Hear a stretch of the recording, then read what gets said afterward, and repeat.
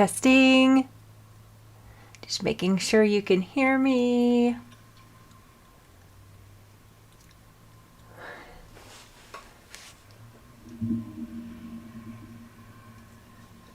Okay, we're good. We're good. Okay. My last live stream was horrible.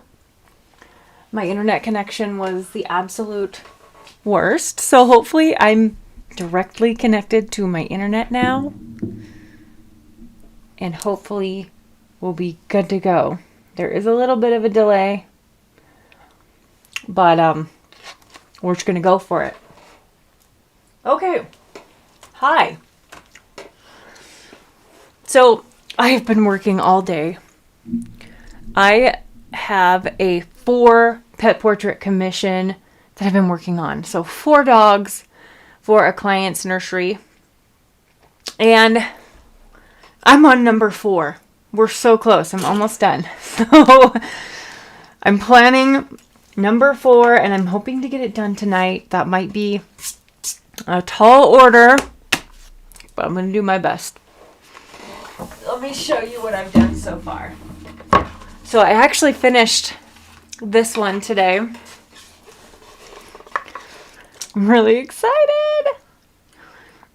This is Maggie. So I just finished this one. I just got her waxed. She's looking pretty good. And then this one, this is Goose. And this is Sarah. She's so cute. So now we are going to do Miss Daisy. So I haven't done anything yet as far as planning. Like, it's a blank slate. I have drawn it. I have a microphone on, and I don't know which microphone is picking up, so this might be redundant to have 2 microphones, but we'll just clip that on there.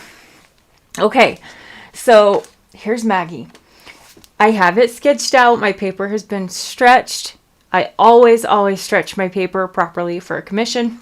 It's just easier for the client to frame, and I enjoy the process, so that's fine. But before I put any paint on that paper, I am going to, and this is, I'm going to plan out my colors. Sorry, I have an itch. Itchy. Okay. I'm going to plan out my colors, and this is the same paper as I'll be doing on the final. I just recently started doing that because paint looks different on different papers. So it's really important to me that the paint that I'm going to put on this paper, I know what it looks like. So there's that. I wrote her name, Daisy, the date, and then this will be, on this side will be my palette. And I'll show you a couple of, like, here's when I planned out Maggie. And so I have my final palette here. This is such a great record to have. I highly recommend doing this. And then this was Sarah. Final palette here. And there's Goose. So this is a, oh, that's a secret. That's a secret. Actually, it's not a secret, but where'd it go?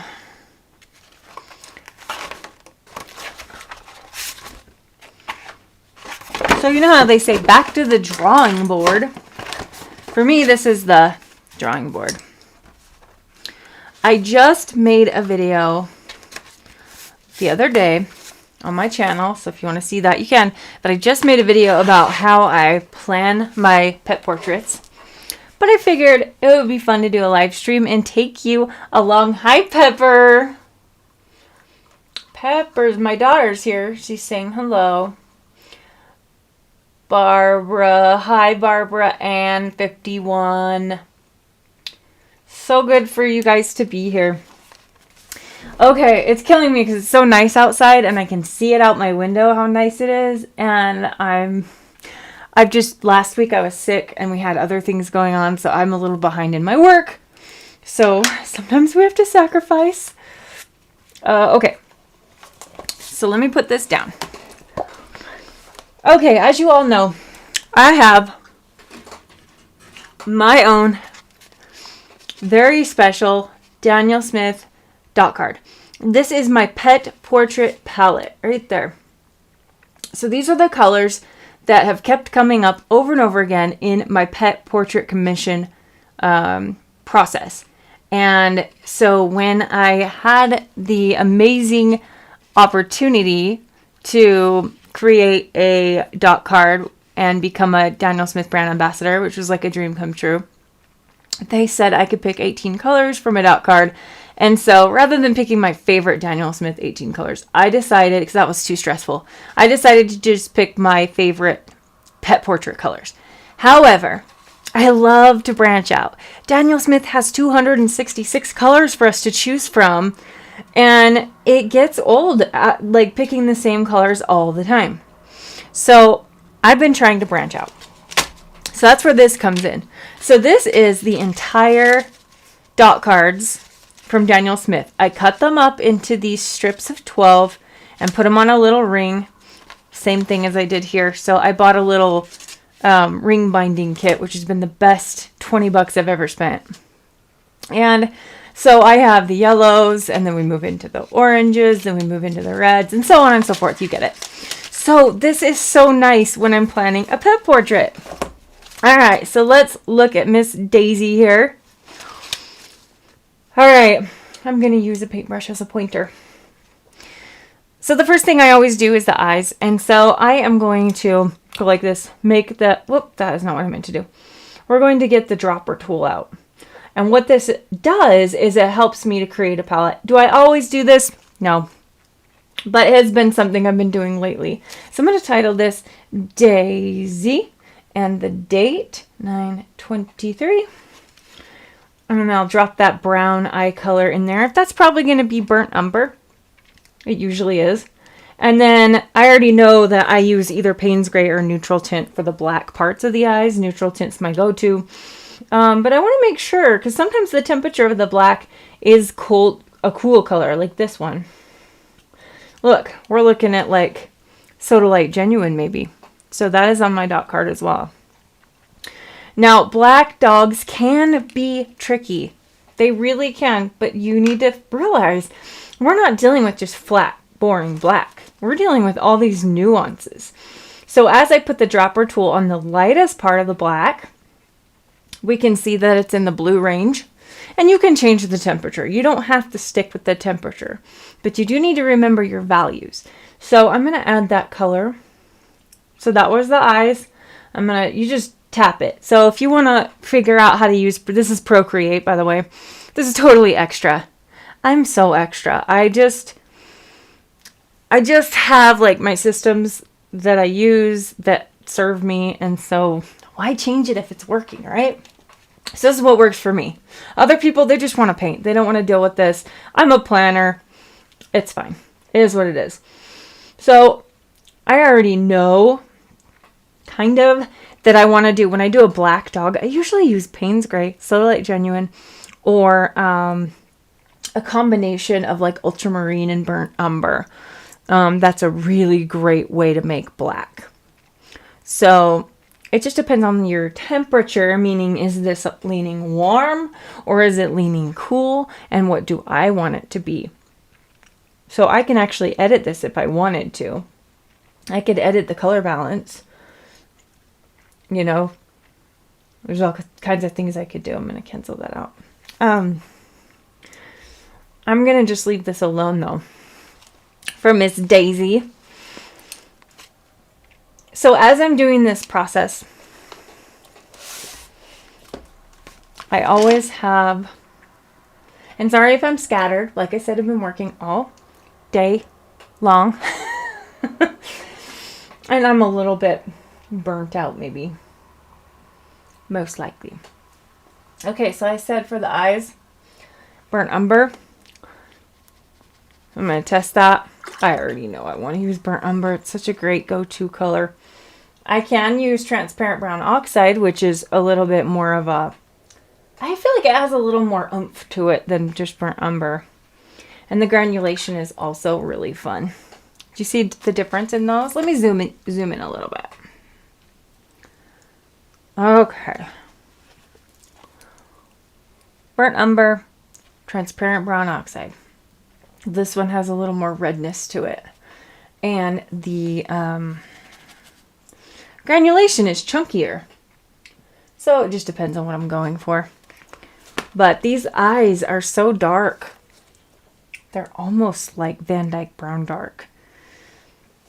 Let me show you what that looks like. I find this planning phase fun. I enjoy it.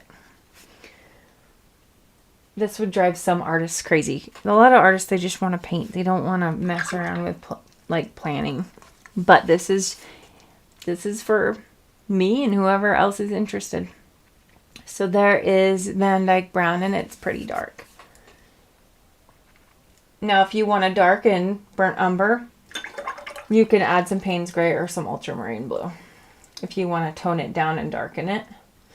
So here is burnt umber with a little bit of ultramarine blue. And the more ultramarine you add, the more neutralized it's going to be. See how it's starting to get more like that? Well, and then it starts to get cold. Anyway, the possibilities are so unlimited with paint. Like, you really can mix your own. So I'm just going to show on my sketchbook, because this is really helpful to have. Sorry, my fountain pen's acting up. I'm going to leave a note for myself that that's a mix of ultramarine blue and burnt umber. You be and be you. Because I like to abbreviate. And then this is Van Dyke Brown, burnt umber, and what was this one? Transparent brown oxide. Barbara says, have you ever painted a dog using just 3 primary colors? Yes, I have. It is so much fun and such a fun challenge to do for yourself to just paint something using your primary colors. It's actually a huge growth experience. Mixing is one of my favorite things to do. And I think everybody should. But I've come so far to the point where, like, I'm really enjoying the colors that Daniel Smith has available. And so, yes, I still mix them, but it is nice to have convenience colors after you learn how to mix. I should make a video on mixing, and that would be a really fun, Barbara, that's such a great idea. That'd be really fun to do a video where I paint a pet portrait using just 3 primary colors. I'll add that to my list because that sounds really fun. Hello, W.A. Castle. I'm so glad that you made it. You probably didn't get a notification because this was like seriously last minute. I was like, I'm kind of lonely, and so I'm just going to do a live stream. So it was like a super random thing. So don't feel bad. I'm glad you made it. Do I have a video of it? No. Nope. It would have been before I ever started my channel. So I just started my channel recently, like within the last few months. And I've been doing this since 2019. So there we are. But there's so many videos. Who does that? Let's see. I'm sure you've already seen, but Emily, I want to say Emily, or what's her name? My brain. I told you I've been working all day.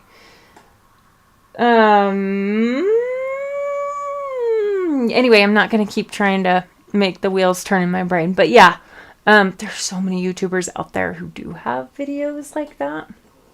But it's such a fun idea. So I will put that on my list. Okay, let's move on. This usually does not take me very long. This is usually quick. Like, I'm going to grab this brush. And this is where I put my palette. So, like, I'll just... Whoa, I need some water for the watercolor. So, there's my burnt umber. Burnt umber. And my next color. Neutral tint. I know I'm going to use neutral tint. This is all I have right now. Come on, focus. There we go. So... I love the Daniel Smith sticks. They're so fun. And this neutral tint, as you can see, there's like a little crater in the middle, because this is what I use for my tiny details. And I use a tiny, tiny brush, and the brush goes down in the hole like that. Sorry, it's out of focus. Goes down in the hole. So, wish me luck. I ran out of the tube. It's usually not that messy. But anyway, neutral tint. Yes, it has black in it. I just found that out. I've been using this as a black substitute. It does have black in it. I believe it is... Okay, so it's Quin Violet, Phthalo Blue. Is that it? No, and Lamp Black. I knew it. I knew it had black in it. Let me zoom back out. Okay, so it does have Lamp Black. But however, when you just use Lamp Black by itself, it can turn out kind of flat. So the fact that this has blue and violet in it, it just gives it some variety. Anyway, this is my go-to for black. I tell you what. Let me spit my gum out. I have gone through like 4 tubes of neutral tint in the last 2 years. Neutral tint. And you can mix that with burnt umber to make like a Van Dyke brown as well. And no, it doesn't get muddy. All right, so if you're late, we're doing Daisy. I'm planning. It might be boring to some of you. I won't be offended if you are like, this is boring, and you leave. That's fine. I just decided I'm doing this anyway. I might as well take people along on the process, invite you into my studio, and have somebody to hang out with. So it's perfect.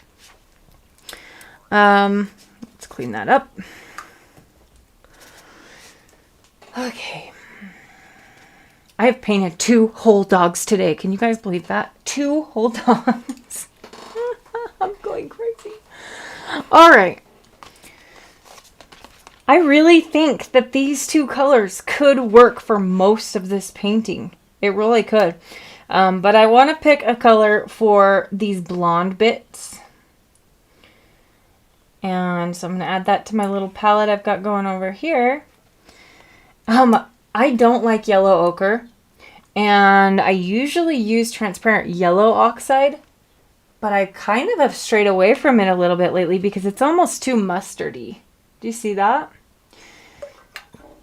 And what I have been using is either Raw Sienna Light or Monte Amiata Natural Sienna, and that's this one. It's perfect for a yellow ochre. I'm almost out of it in my palette too. I need to get some more. Mars Yellow is really good. But I think for this one, I'm going to go with the Monte Amiata. And what's really cool is if I need to tone it down, like on our dog here, I can actually mix a little bit of burnt umber, and it gives me the color that I'm wanting.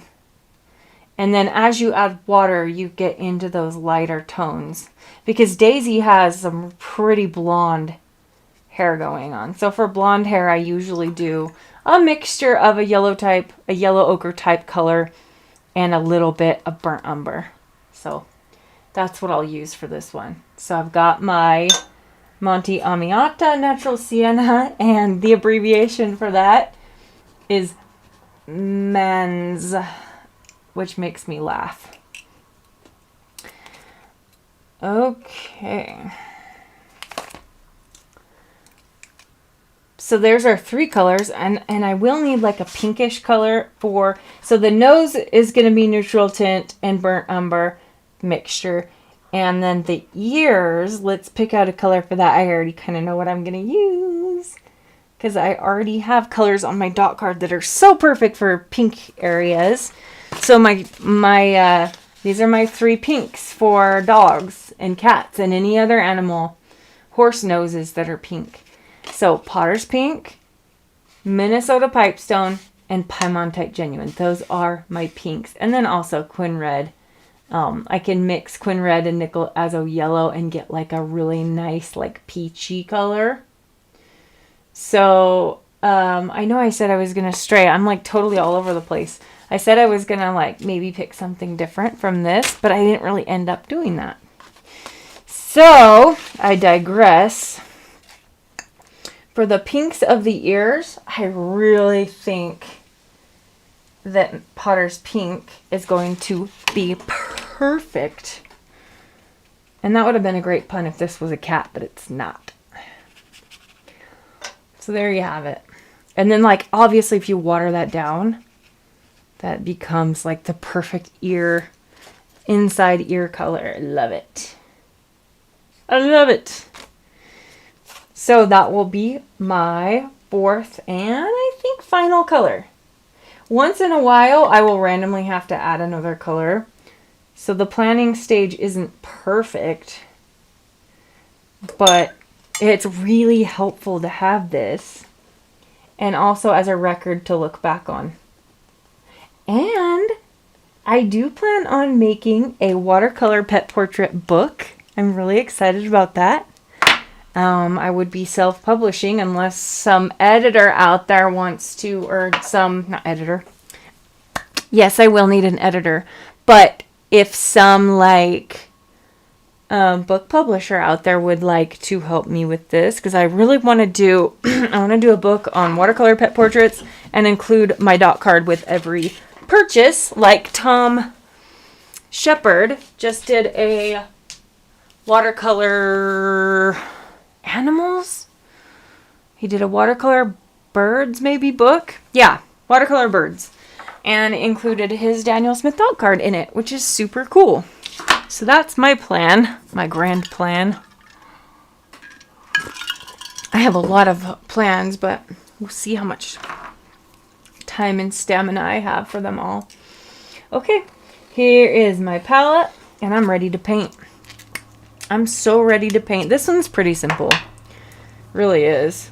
So I'm going to go with Burnt Umber Neutral Tint, Monte Amiata Natural Sienna, and Potter's Pink. And I should be okay with those 4 colors because I can mix things around to make the different variations that I need for Sweet Daisy. I'm not going to lie, black dogs have kind of been a challenge for me. They're a challenge for everybody. But let me get this on the stand and plug it in because my iPad is dying. It's been a day, huh? It's been a day, iPad. I know. My iPad's like, can we take a break? Alright, so first thing I'm going to do is I've got my pencil sketch here. I did trace this. I use an app called DaVinci Eye to help me with my commissions, especially because I want to make sure that I'm getting everything in the right spot, because my clients, they know their pets. They know every little freckle, every hair, and I want to make sure that I'm representing that in the art I give them. So I did trace this. And with that being said, I do believe that drawing is an extremely important skill to have. It can be developed. And I do draw, and I do enjoy drawing, again, until it looks right. I think that even tracing is a skill. And I really think that knowing what information to include is a skill. Let me just make sure we're still streaming. Okay, I think we're good. All right. I don't know what that is on my paper. Right here is a dot, but it'll probably be hidden by paint, so I'm not going to worry about it. These kneaded erasers are amazing for this because they lift up the excess graphite, but still allow you to leave behind what you need. And I probably added more information on this drawing than I actually need. That is really important, because that is usually what stumbles people, especially like my students. They get so frustrated because they're adding too much information. We're just trying to give the idea of hairs. We're trying to give the idea of things, and we don't need to worry about every little hair.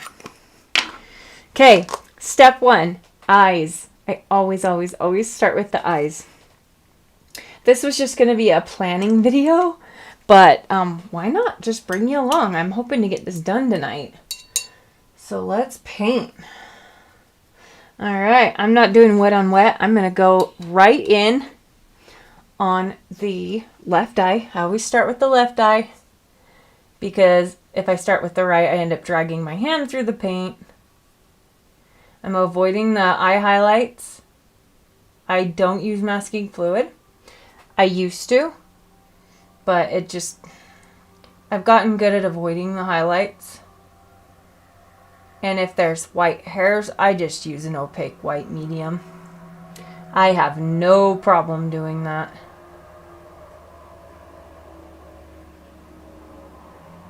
But I do try my best. Okay, I want to make sure you guys can see this. Sorry, this little microphone is giving me issue. Let me move my camera just a little bit so that we're focusing on, oh my. I just want to make sure you're seeing the eye and not like my hand. Let's tilt ya.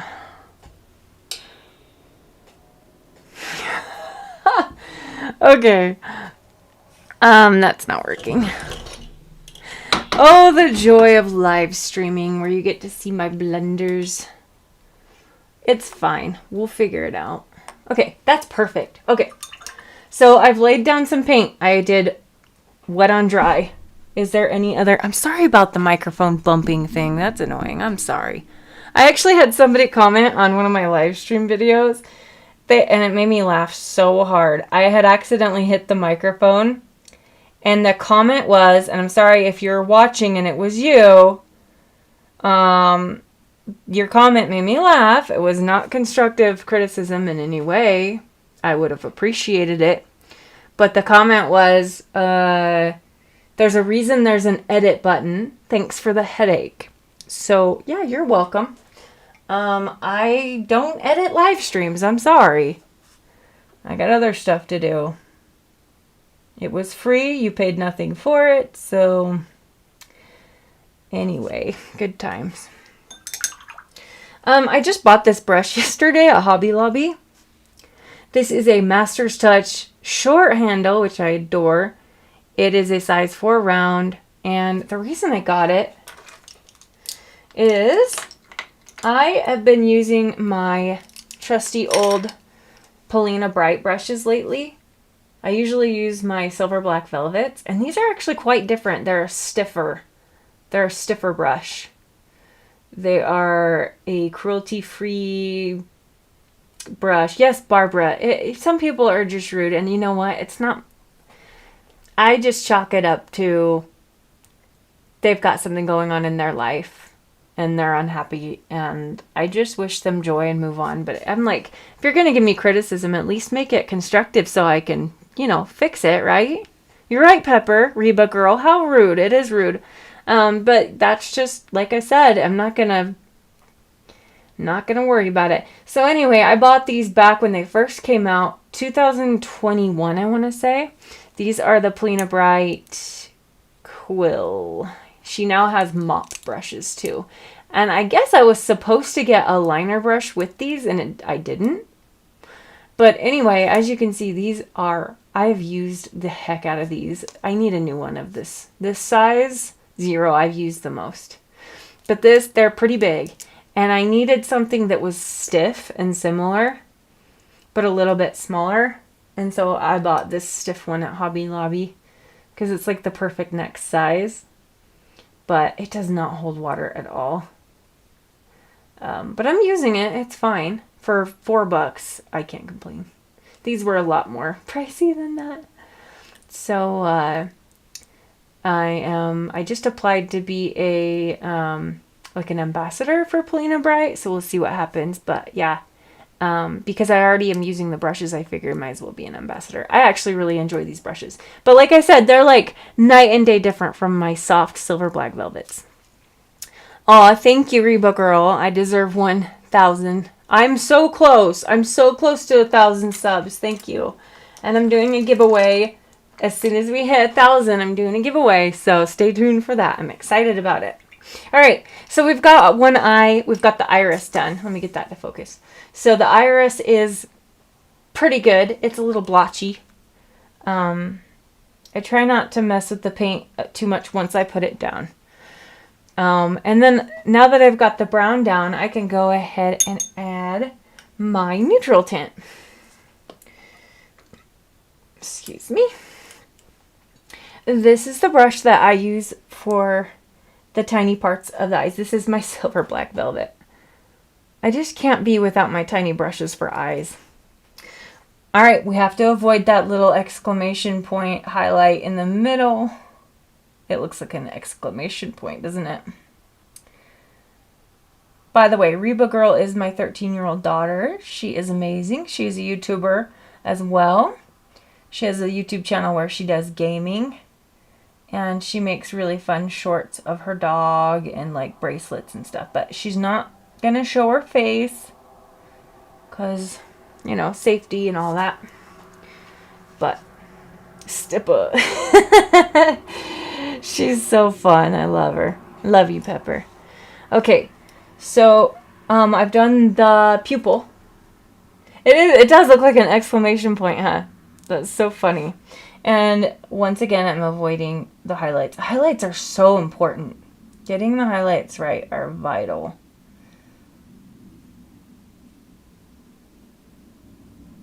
Gonna go ahead and do this little part above. Like I said, this is neutral tint. It's my favorite go-to for black. You can use Payne's Gray as well. Payne's Gray is great. Great. Get it? Because it's gray. Anyway, my 17-year-old son says I have mom jokes and they're not funny, so you know what? It doesn't matter. If I think they're funny, that's the point, right? He said they're worse than dad jokes, which I find highly offensive. All right. So that's going really well. I'm happy with that. And it'll start to... I'm not happy with an eye until it looks like a real eye popping off the page at me. That is what anchors me to the painting and helps me finish out. Because if I quit right now, or if I walk away from this eye and paint other stuff and I'm not happy with the eye, then if I hit the ugly face, which is getting less and less as I go on, I'm getting less and less ugly phase. But when I hit the ugly phase, I'm less likely to want to power through. But if I've got that cute little puppy eyes, both eyes will be done. If I have those puppy eyes staring up at me, I want to I'm committed to this dog and I'm going to finish it. So anyway, I don't know if I mentioned this, but this pet portrait and the others I showed in the beginning are going to be hung on the wall of a baby nursery. And I love that. One of the dogs was the client's husband's childhood dog, and she's no longer living, which is just so sweet. And then they have 3 other dogs. So we're getting there. Sorry if it's too dark. Yeah, I don't know what to say. I have a ring light, but it makes it worse and not good. Okay, I wanted to point something out. So sometimes the highlights of the eyes are not the white of the paper. So oftentimes if they're reflecting the sky, they're going to be I'll show you, like a blue color, like the sky. So that's the one reason I have King's Royal Blue on my duck card, is for the highlights of the eye when they're reflecting the sky. You can use ultramarine, just highly watered down. But this dog, the picture was taken inside, and the highlights are almost the white of the paper. Maybe we could get away with doing something I call dirty water. What is dirty water? Let me grab a little tray so I can show you. Grab a tray. Okay. So dirty water is a phrase that I have coined when you don't quite want it to be a color, but it's not quite the white of the paper. So It's when it's mostly water with just like the tiniest bit of pigment. Like this is actually too much. That's not quite dirty water yet. So there we go. Maybe that's like dirty water. Now, dirty water can have a temperature. Like we're getting a little pink. I don't want that. I actually kind of want it more of a warm dirty water. So what I'll do is grab a little burnt umber, because burnt umber's warm. That's going to give me a... We could even do that yellow ochre color. So the highlight of the eye, why is this important? Why am I splitting hairs, so to speak? Well, to me, the eyes are like the whole point of the painting. Like the eyes are going to be the focal point, what draws people into the painting. And I want them to look realistic. I don't care so much if the rest of it does. But if those highlights are too bright, it's going to look cartoony almost. Also, if they don't have hard edges, you need to make sure. These highlights have very hard edges, so I'm going to leave them alone. But yeah, that's dirty water. I teach that in my workshops. I'm not going to mess with that eye yet. Royal blue. King's Royal blue could be compared to cobalt blue. Let's look at it. Let me show you really quick. So I'll grab my little dot card swatchies here. So King's Royal blue has white in it. And so here's King's Royal blue. Right here.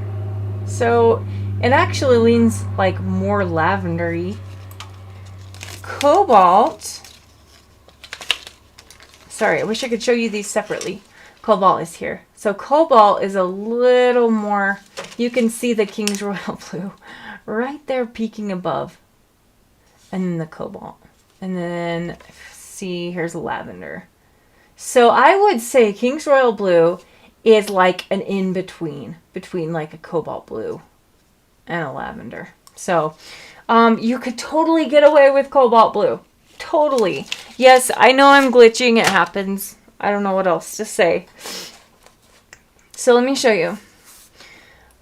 If you have King's Royal blue, it's perfect because it's milky. The reason I like it is has white in it. It's milky.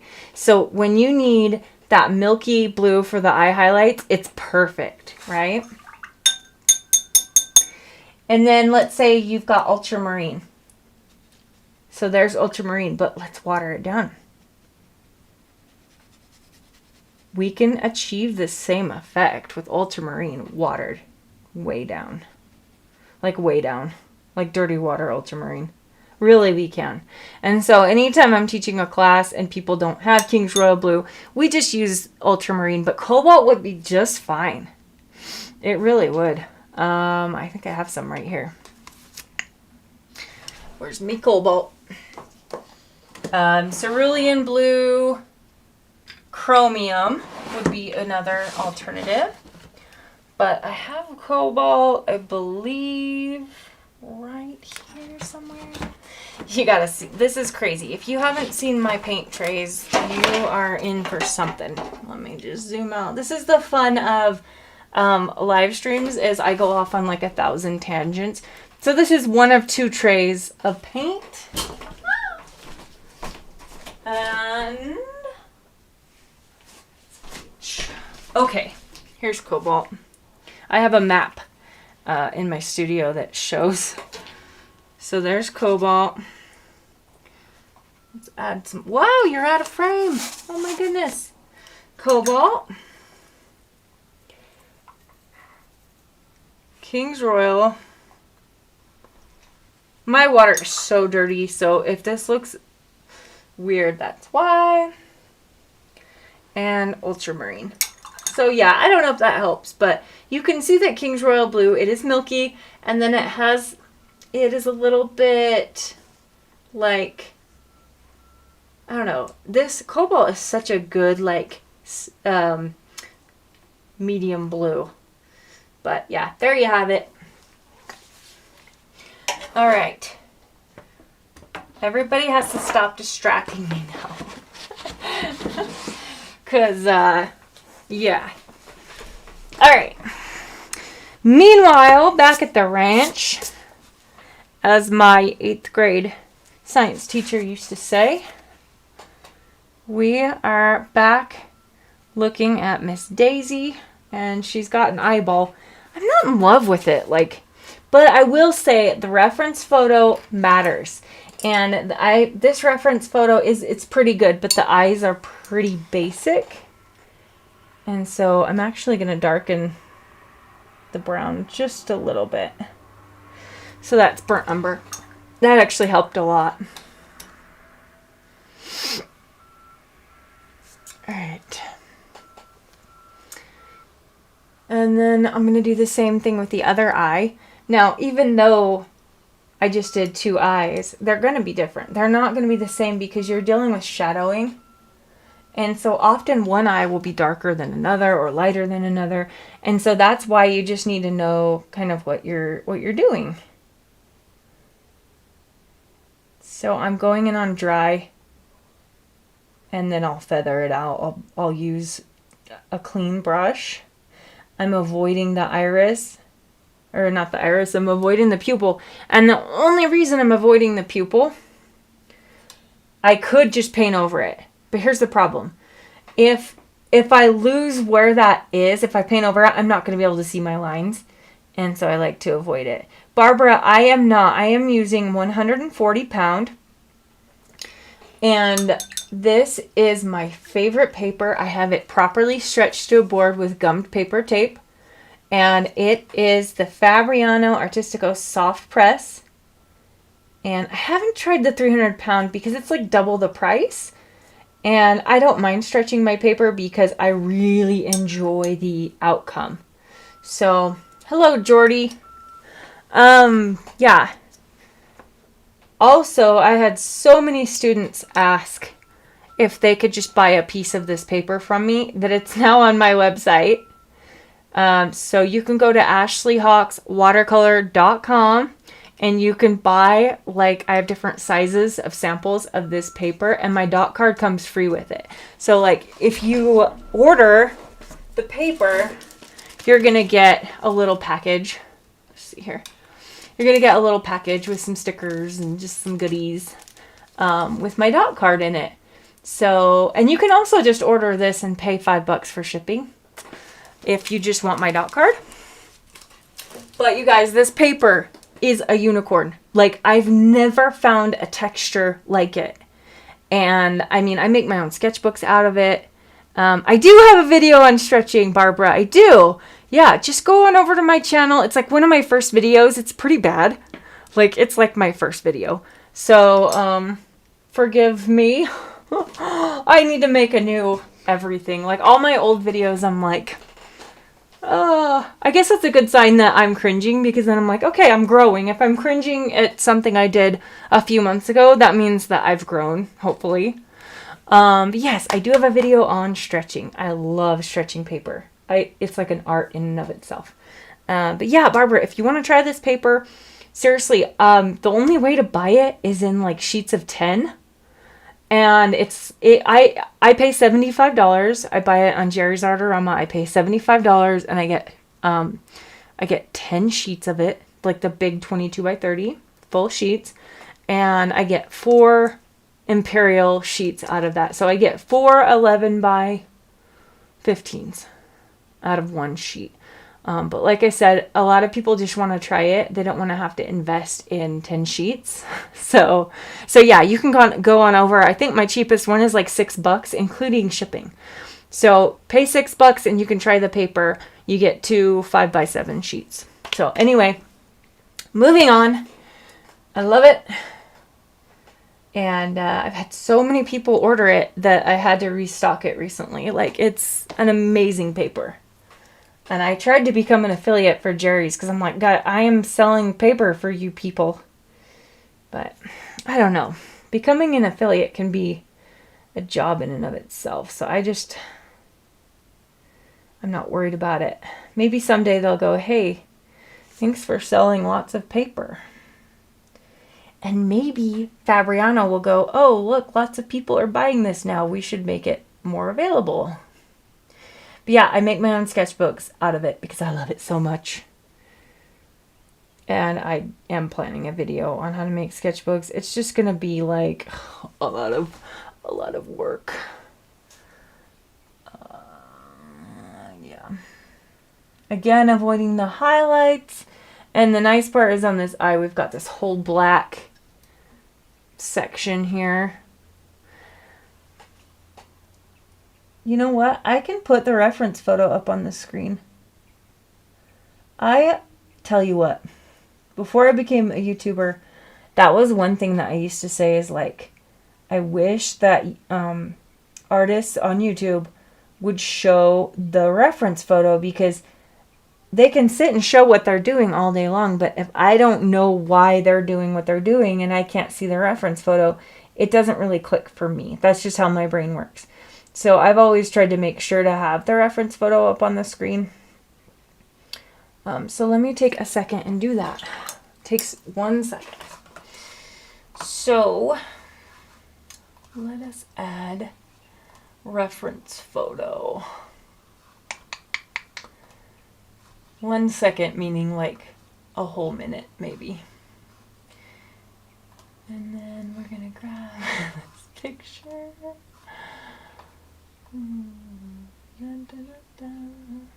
How's everybody doing today? How's everybody's Monday? Hope it's treating you well. You know how Mondays can be. Mine has been interesting. Pepper can attest to that. I mean, Reba Girl. I keep forgetting. Sorry. My daughter's on here as Reba Girl. Alright, whoa, it's huge. Here, let me fix it. Let us fix the reference photo.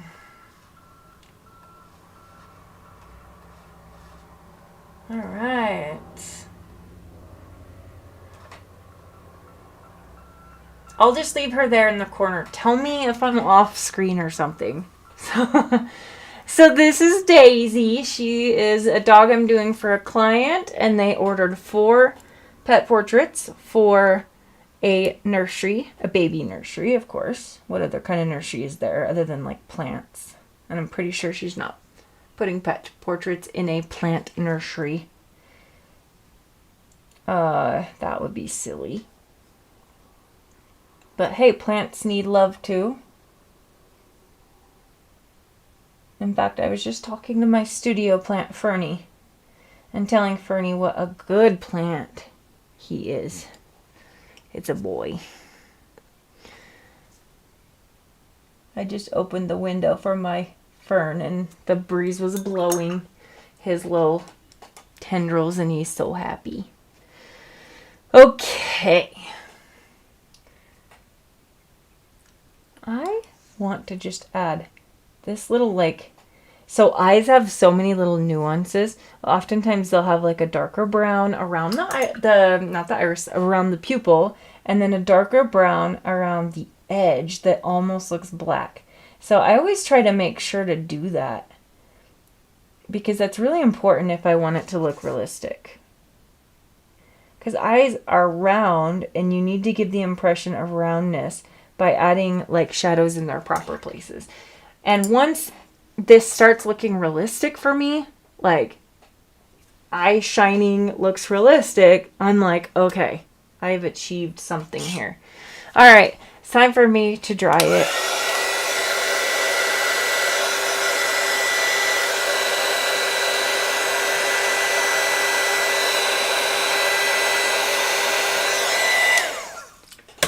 All right. WA Castle, bye. Thanks for coming. And at least you got to see the eyes, right? You can catch the replay later. All right. So we've got 2 little eyes staring up at us. I love this one. I'm not sure about this one, but I'm not sure why.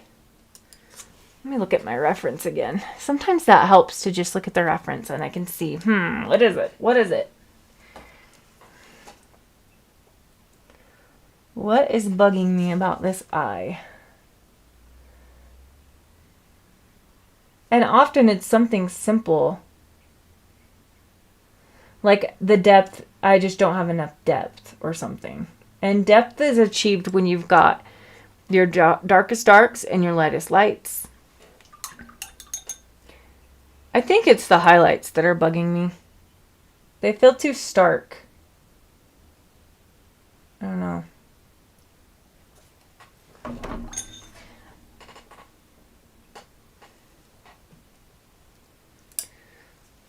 All right, so when I feel like the eyes are decent, fairly decent, I move on to the nose, and I'm pretty happy with the eyes. I will probably touch up things later. Yes, that's what I was thinking, Barbara. The highlight on the left of the eye is a bit too big. I so agree with you. Let's fix it. It really is on the reference photo to me. You guys are seeing it on your screen now, but I feel like it is. Let me see what I can do. Maybe we can just encroach upon it a little bit with some paint and get it a little bit smaller. It's just, and you don't have to copy like the reference photo exactly all the time, because there are times where like I'll change the nose. I won't make the nose as dark as it is, because then we just lose it.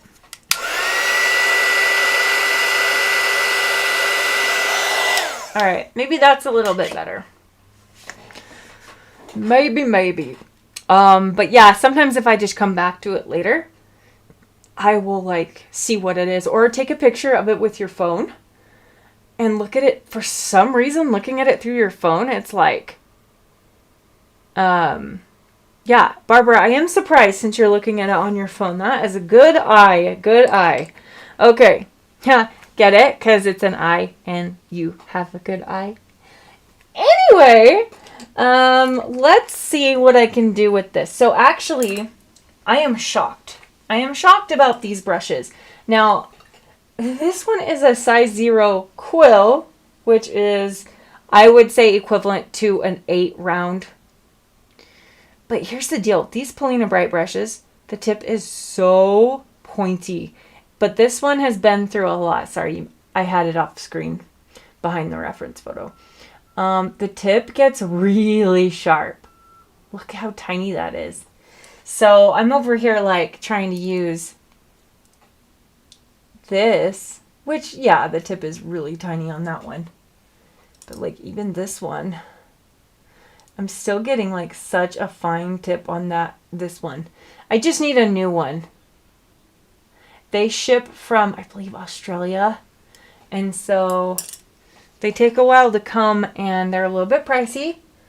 But the fact that I've had this since 2021 and it's still that sharp, and I'm a digger at my paint, so I'm digging. That's amazing. Okay, where's my little palette tray thingy? Here it is, I found it. These are just little dishes from like Home Goods. I have them all over my studio. They're amazing for just like little mixing trays. I do have my big daddy right here, but you can't see it, and I want you to be able to see what I'm doing. So I've got my neutral tint. Oh, I keep doing it off frame. I'm so sorry. I've got my neutral tint here, and neutral tint leans kind of a purpley. Obviously it has violet and blue in it, so it leans kind of purple. If I don't want it purple, if I want it neutral, guess what I'll add? Burnt umber. If I want it more just a neutral black. If you have a nose that's a cool color of gray or blue, or gray or black, I'm sorry, I told you it's been a long day, then use Payne's Gray or Sodalite Genuine. But yeah, look how black that is, guys. That's neutral tint with a little bit of burnt umber added to it. That'll be my nostril color. So I'm crazy, but I do the nostrils first, and I do it on dry paper. So don't freak out. It's going to be okay. I promise it's going to be okay. So I'm going to start over here with the little left nostril. And hi, Elizabeth. It's so glad you're here. It's so glad you're here. I am not an it, but I am so glad you're here. I'm so glad you could pop on for a minute. You'll have to catch the replay. But it's so good to see you. Elizabeth's like, my #1 fan who's been here since day one. She's special. All right, so we're going in on dry paper. I like to establish my darkest darks before moving on to anything else. And honestly, this is a little scary for me. Like, I'm doing a commission right now. This is a commission. Like, I have been paid to do this, and I'm doing it in front of people. And so I hope I don't get distracted by talking too much.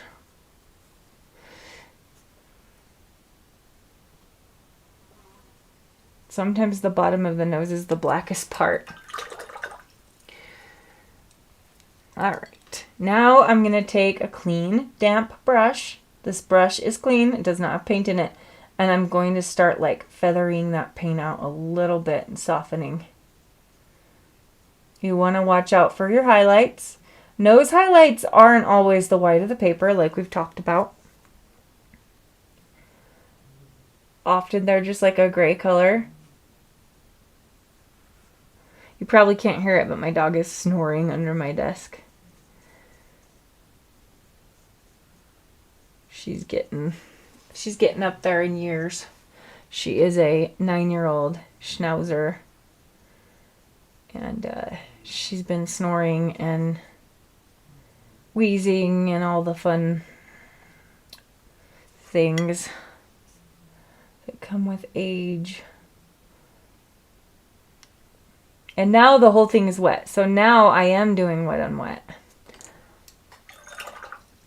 And I'm sorry that all you're seeing is shine right now, but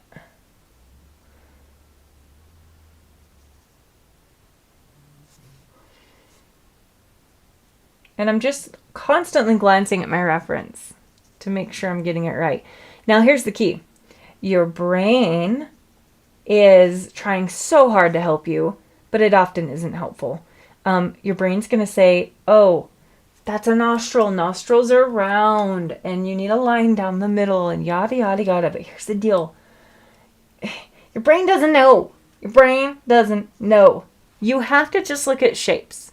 So I'm looking at this nose, and I'm just looking at the shapes. And sometimes it helps to turn your reference upside down, turn your painting upside down so that your brain's not like, that's a nostril. So that you're really just, oh, sorry about that. You're really just focusing on shapes. The same with the eyes. It's just shapes. So we have to be careful not to say, I'm painting a nostril, I'm painting an eye. Because we don't want to get stuck in that trap. So I made a mark where I didn't want it. Not a big deal. It's dry. I'm going to take this cheap craft brush, not even from the art section. This is a Royal Inline Nickel brush found in the like acrylic craft paint section of the craft store Hobby Lobby. I buy a whole pack of these. That way I've got different sizes. Here's another one. It's the same brand, just a different thing. They're really stiff, and I use these for lifting and scrubbing. They're amazing. So don't go buy those fancy Eradicator scrub brushes. These are just fine. So I'm going to grab a piece of paper towel. I don't actually use paper towels a lot anymore, but for this I do. I use cloth napkins for everything, but for this I use a paper towel. So I'm just going to use this stiff brush to kind of scrub that up.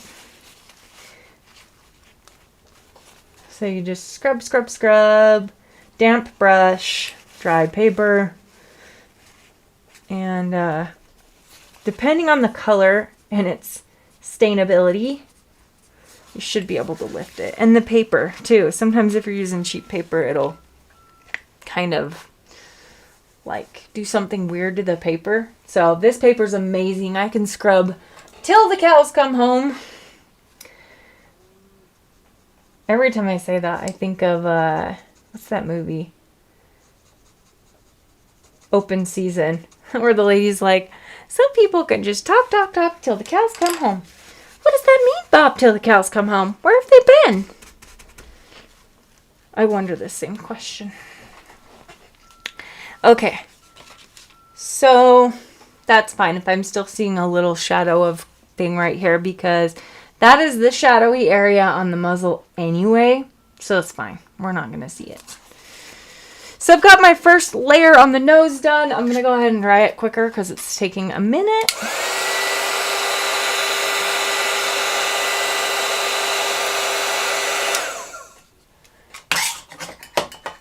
All right.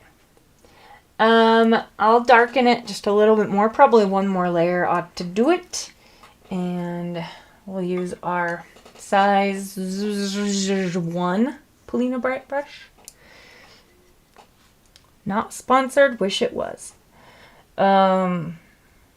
Maybe someday.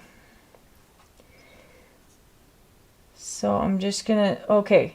One of my other techniques, it's probably not anything I created, but something I do, is I just squint at my reference constantly. I'm constantly like squinting at it because I'm basically unfocusing my eyes and blurring it so that I'm just seeing my values and my shapes. It really helps. So this dog really only has a round highlight right there in the middle. And I'm going to have to lift because I think I went too far. But I don't want to lift till I dry it.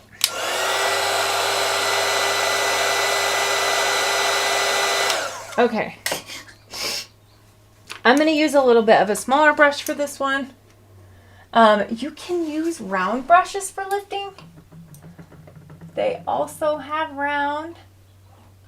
So like just any cheap like craft brush will do. Some are softer than others. This white one is a little more synthetic.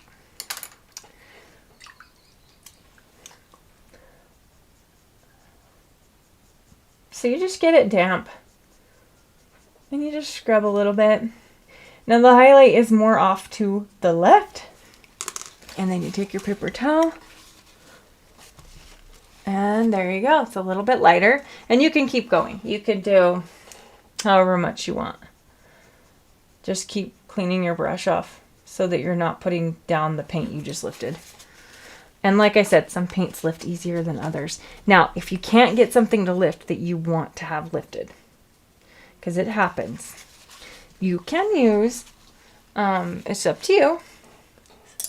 I do it all the time. You can use an opaque white like this. I really enjoy this product, and I'll probably use it in a minute and show you how I use it. All right.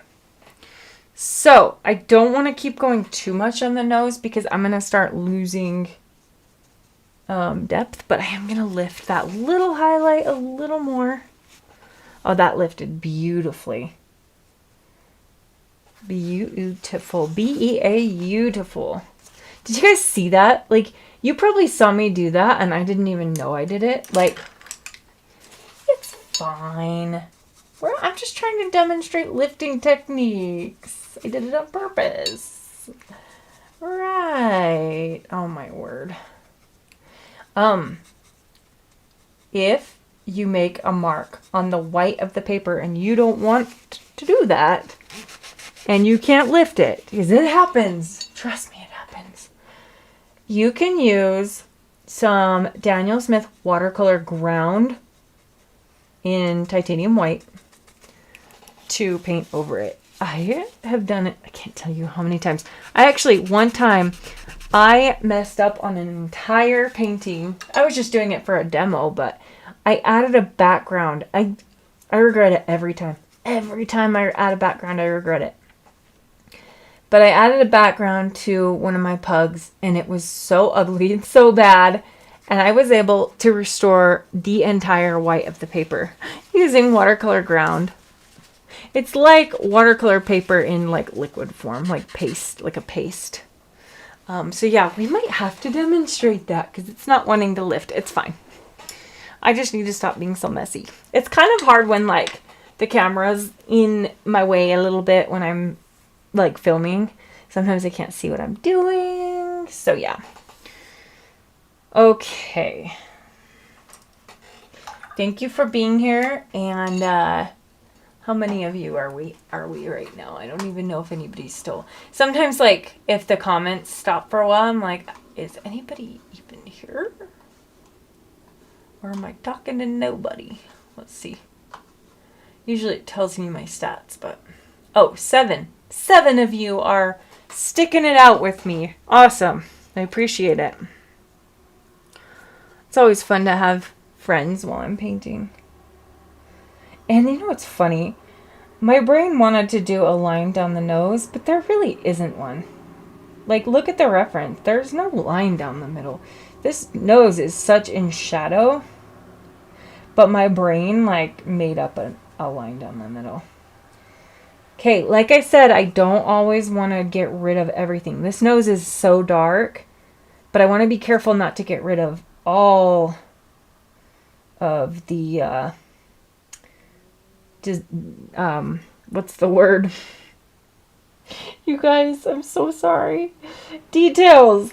I am not doing well today. I probably need to go out and take a walk or something. Enjoy some fresh air, because it's been a day. It has been a Monday, and you know what? I love Monday. I do. I have no problem with Mondays. But today's been one. All right.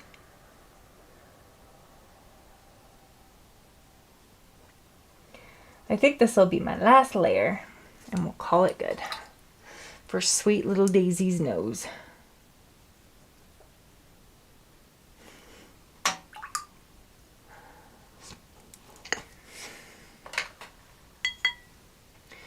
All right, let's dry that layer and see what we've got.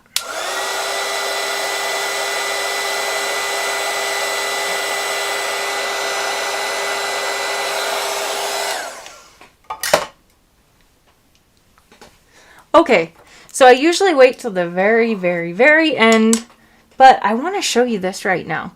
So this is my Dr. P.H. Martin's Bleed Proof White. It's an opaque white, water-based medium. It's like a paste. When I first bought this, I thought I had gotten a dried up version of it, but it is not dried up. That's just how it comes. So this is my favorite brush. It's a 10/0 liner by Princeton Velvet Touch. And this is what I use for whiskers, and like if I decide to do a couple tiny hairs here and there, that's what I use because it's just so good for that. But if I want to add a couple nose highlights, it's great. So what I do is I mix it with some water and I will put it down, and then I use my finger as a stamp to stamp it around. I don't want to leave it like a harsh thing. It needs to be subtle. So we're adding some, and dog noses are a little bit pebbly, so it's okay if the texture of the nose is bumpy and pebbly. I'm going to add a little highlight here on the side. I always use my finger to stamp it back off, to kind of like dull it down a little bit. And I'm using the brush as kind of like a stippling thing. Finger, there we go. I love that technique, and I actually did it on, this is Sarah. I did it on Sarah's nose because she had the cutest little like sparkly nose, and I wanted to capture that. Now, if it's too harsh, this stuff is amazing because you can actually grab a brush with some, just a damp brush, and like you can even lift it and get rid of it if you don't like it after you do it. And you can also kind of blend it so it's not so harsh.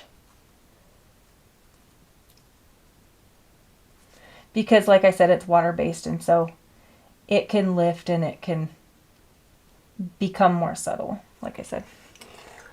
And I love that because I do try to avoid opaque mediums, but sometimes I do it.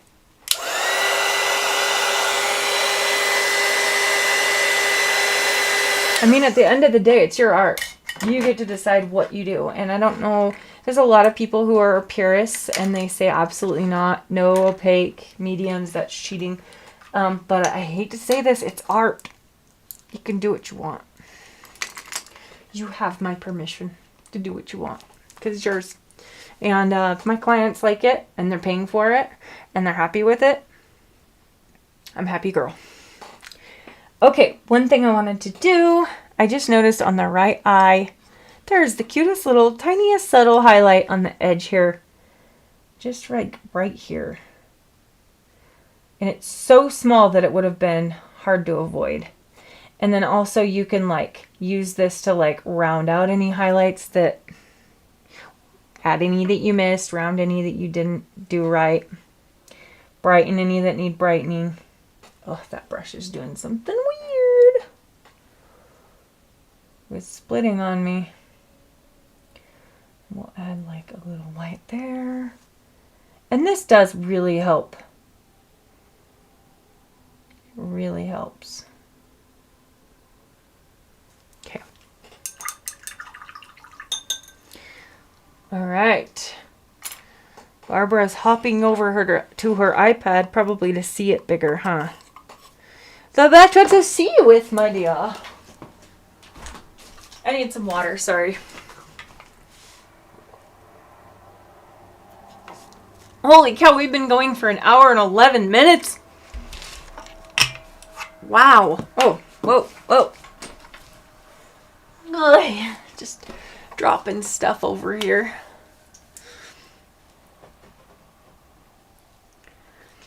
Guys, this is my third dog I've painted today. Like, I've never painted 3 dogs in a day. Ever, ever, ever. I like to pace myself. But like I said, last week we were sick and we had stuff going on. And like, I just got so behind on work. So, I want to get it done. It's not the end of the world. My client is being like, I'm not on a deadline. And, yeah, there's no deadline, so it's not like I'm not behind in her eyes. It's just me. Do you ever do that? Yeah, Barbara, I guess I might as well just do the whole painting. Like, I'm here. You guys are here. Let's do it. But what I was going to say is, like, isn't that stupid how we make our own, like, deadlines and stuff? It's like, nobody's pressuring me. Nobody. And I'm like, I have to get it done.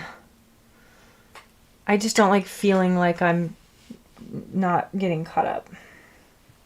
Okay, now I'm starting. Nose is always step 2. And the reason I'm doing my pet portrait in steps is because I hate the ugly face. Every time I hate it. I get super dramatic. I want to light my painting on fire or throw it in the garbage or rip it in half. And my husband is always like, no, you can do this. And I decided, you know what? I'm done with the ugly face. I'm so over it. And so I work in sections and I try to make sure to get each section completely done before moving on to something else. And that's how I avoid the ugly face. And that's what I teach in my workshops. I really think that's what stops people, is hitting that like existential crisis phase of a painting and then just feeling so frustrated. You feel like a failure.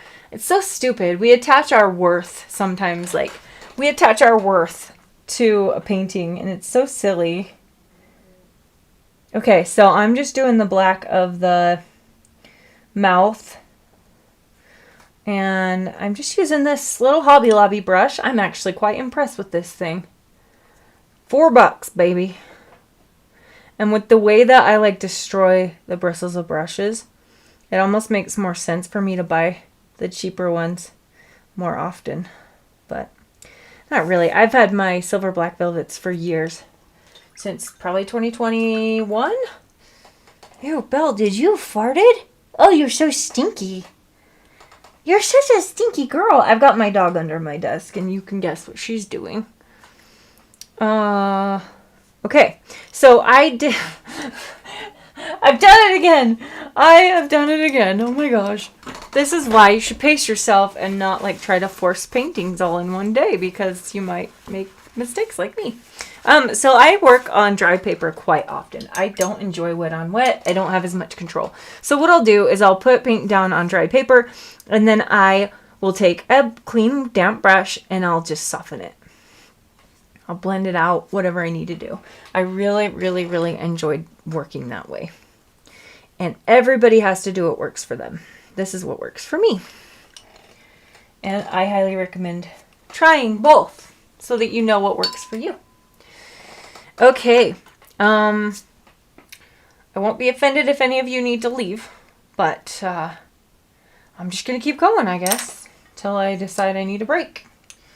I'll try to do the whole painting. Okay, next step. So step 2 is always the nose and part of the mouth. Like if there's a tongue and there's a mouth and the mouth's open and the tongue's out, I connect that with the nose and that'll be like step 2.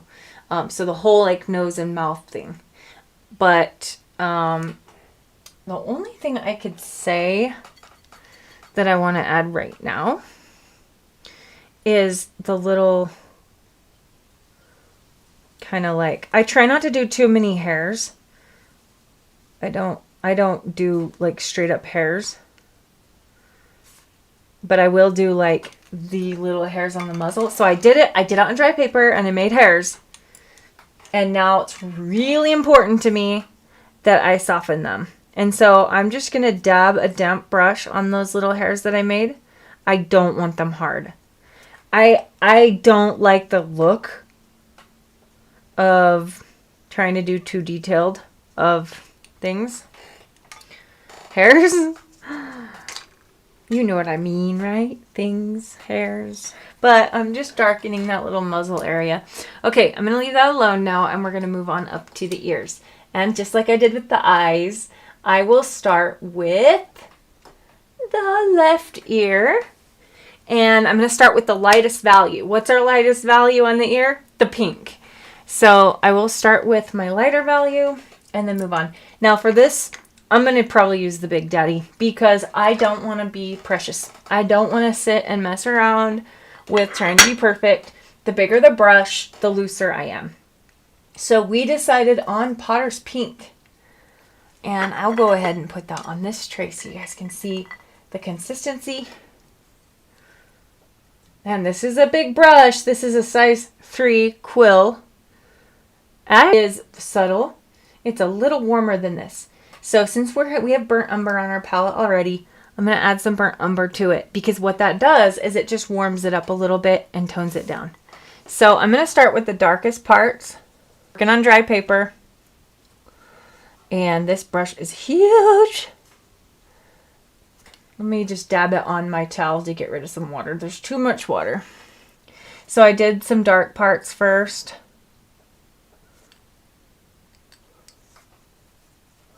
And then I'm going to rinse my brush.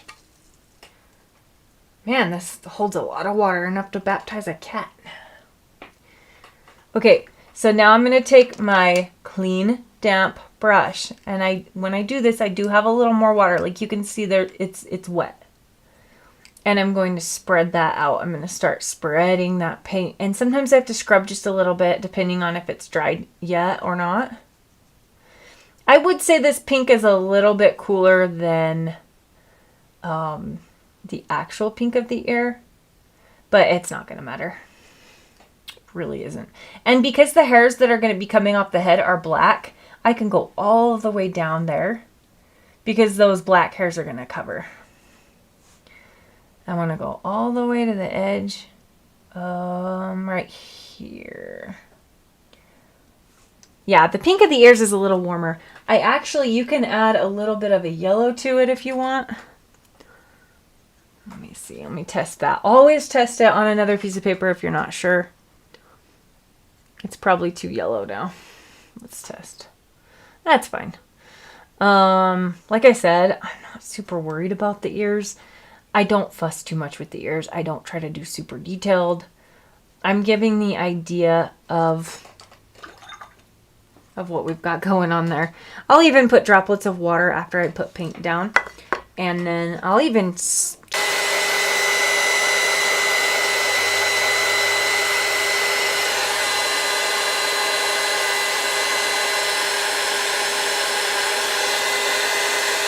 Oh boy. Do you see that lovely Potter's Pink granulation happening? Let me fix this so you can see better. Oh, I love that granulation. Still a little wet. I can still see shine. Let me finish.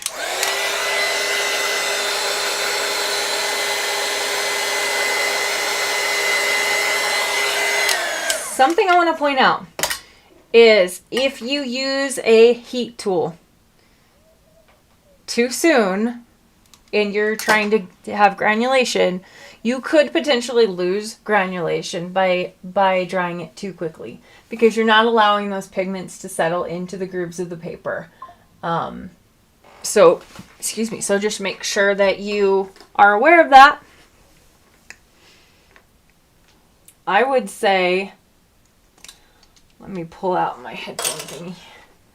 I would say try your best. Sorry about the cord. Try not to use a blow dryer if you can avoid it. It's tricky though. If you're working on a timeline, sorry, my phone's dying. I gotta plug it in. If you're working on a timeline, sometimes you can't avoid it. It's just how it is. Okay, now, sometimes I go too far and I didn't leave enough of a light value on the ear. There's only one spot I'm worried about, and it's right here. I wanted there's like a lighter hair. You can probably see it on the reference. So I'm going to do a little lifting with a little stiff brush just to kind of insinuate that we've got something lighter going on there. But I want to be careful not to be too... See, this brush is a flat brush, so I don't want it to be square. That looks good. And then over here, lighter. I've been lifting a lot today, and it's actually a really good skill to know how to do. So I actually really love the variation that I got there. I'm going to do the same thing on the other ear, but because of time, I'm going to actually finish this whole ear first. But sometimes I'll work back and forth and let things dry naturally. I'll go over to this ear, but I'm very cautious not to keep moving on because, like I said, I don't want to hit that ugly phase that's so frustrating. I know myself, and I know how to avoid those frustrating phases. Okay, I'm going to move on. I'm going to use my size 2 brush, and we're going to go in with some burnt umber because you can see the variations on the ears. Like in this area right here is a little bit brown. Make sure it's not too wet. Working on dry paper, and I'm just going to kind of like dab it in. I'm working fast because I don't want to be precious. I just wanted to add a little brown in some spots, and then maybe like there's a darker part right here. And adding the burnt umber on top of the pink is nice because it still makes it look like it's pink, but you're just adding a little something something. And I wonder, I'm going to tilt this up on a rock just for you guys. Rocks are good to have around. Okay, hopefully that's not too rickety. But I just didn't want you to just see the shine. So.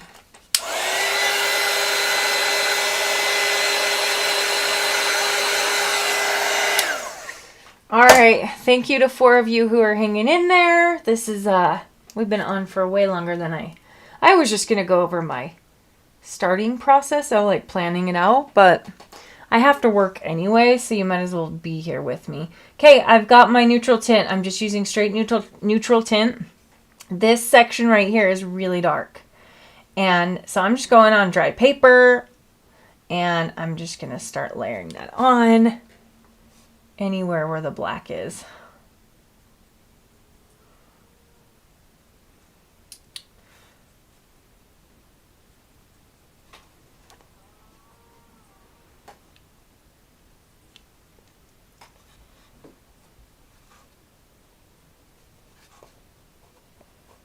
I don't like being too precious with hairs, you know me.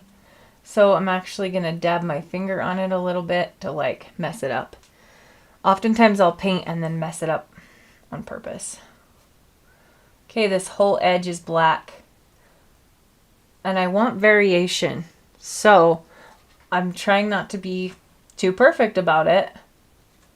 This whole section is black.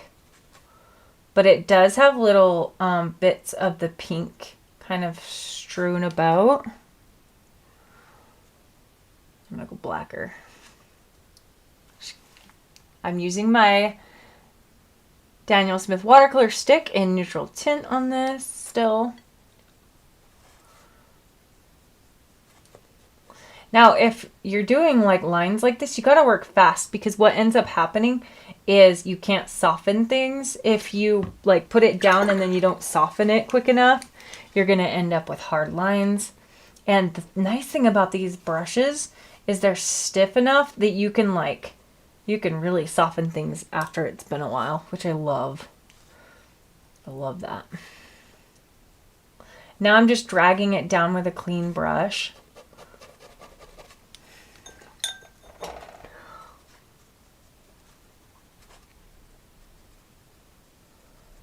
And like I said, these brushes are nice and stiff so that you can really soften hard edges if you need to. Let me grab a little darker, more concentrated. Oh, I was going to say these sticks are awesome because they're super pigmented. They actually are more pigmented than using a pan. Well, they're about this, I don't know. The owner of Daniel Smith, John Cogley, he said that they are more concentrated pigment than pans and tubes. So tubes actually have some water in them. So, I mean, they're good value for money, and they are fantastic. So we've got to bring these hairs down a little bit. Gonna bring that down, because this neutral tint, if you don't do it dark enough, it ends up looking kind of gray. And I'm going to add a little burnt umber at this point, right here. I'm going to drop in burnt umber in some places because I like the variation that it adds to the black.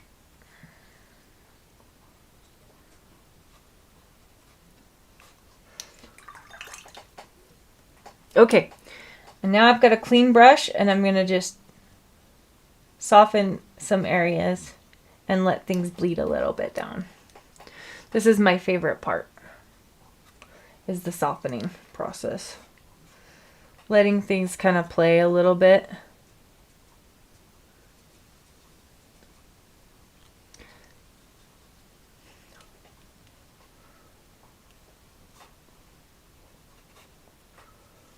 And I'll add some like areas that need to be added.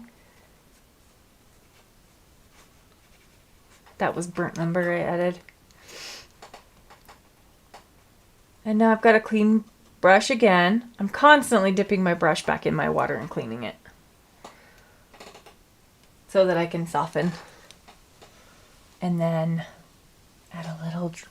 Adding droplets of burnt umber in black is really cool if it just adds it adds interest.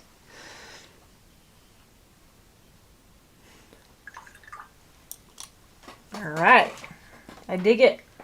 I'm gonna dry that ear now.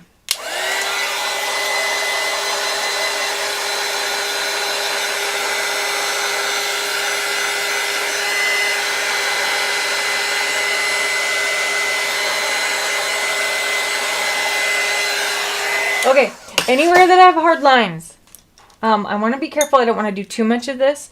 But if I have a hard line and I'm like, ew, I didn't mean to do that, or I don't want that on there, I'm going to take my clean, stiff, cheap brush and just selectively like soften and lift some areas. It's really helpful to be able to do this.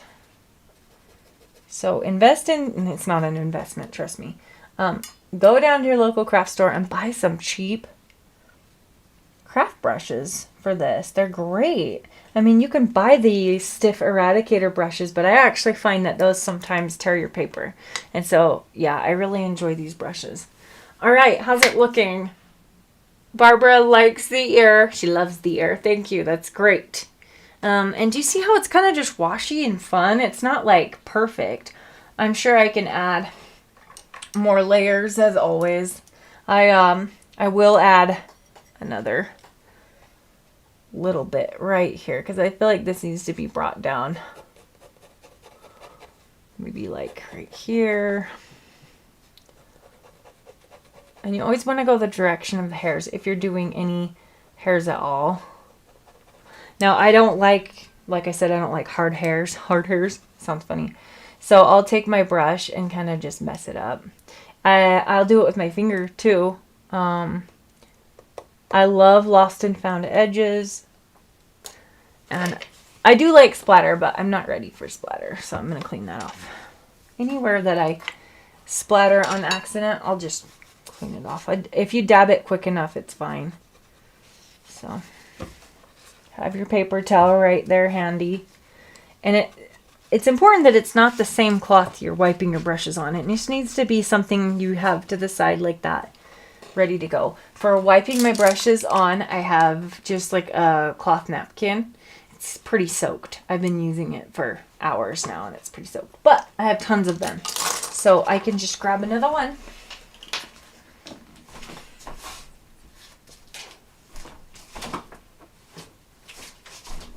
See, there's another one. I fold it into there, put it right next to it. It's so vital. A lot of people ask about water control. This is how I do water control. I love 100% cotton cloth napkin. They're great to get at Home Goods. Amazon has them. My sister-in-law actually gave these to me, and one day I just grabbed one and I loved it, and that's what I use. I don't buy as many paper towels anymore. I'll buy like once in a while. But yes, I do like to use paper towels for dabbing and lifting. But really, these cloth napkins, they hold so much water. But I'm constantly, like when I grab paint and water, I will dab just right here close to the ferrule. Sorry, you can't see that. Right close to the ferrule, I'll just dab on the edge of the cloth. That way it sucks up the water, but it doesn't suck up the pigment you just loaded, if that makes sense. So that's how I do water control.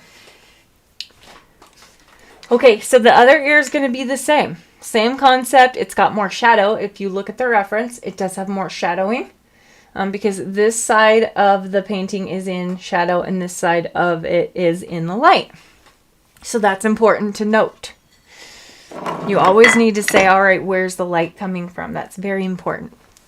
So yeah, eyes, nose, then ears. Then I'll start working in sections on the face. So yeah, let's do that. I could just go ahead and do the other ear and I'm just going to go fast since I already demonstrated it. Going to grab some more Potter's Pink. And I do want to add some burnt umber so it's not so cool. And start with it in the darkest areas like I did before. Now these hairs are white. The hairs that are right here. So I dried off my brush and I'm using it to dab in there, and I'm not super worried about it. Just really want to give the idea that they're there. Okay, now I'm going to wash my brush, dab it on my cloth, and use it to spread the rest of that up. And I think I just dropped some brushes.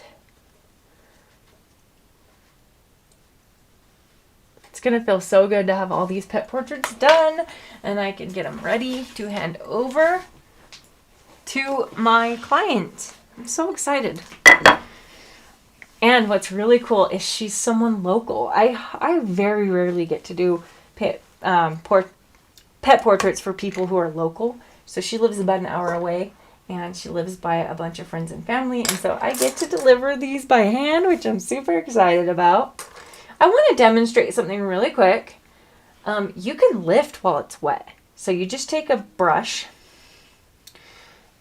dry it off, and if this is still wet, which it is, still damp, you can lift.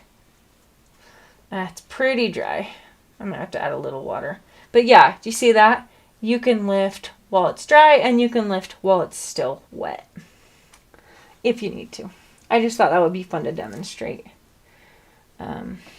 Okay, so in this shadowy area, I'm working on almost dry paper at this point. I'm going to add a little bit of Potter's Pink and burnt umber to this shadow. And this shadow, like I said, works all the way up here. So sometimes, and most times with watercolor, when it dries, it's going to lighten up on you. So just be ready for that and know that you're going to need to do layers.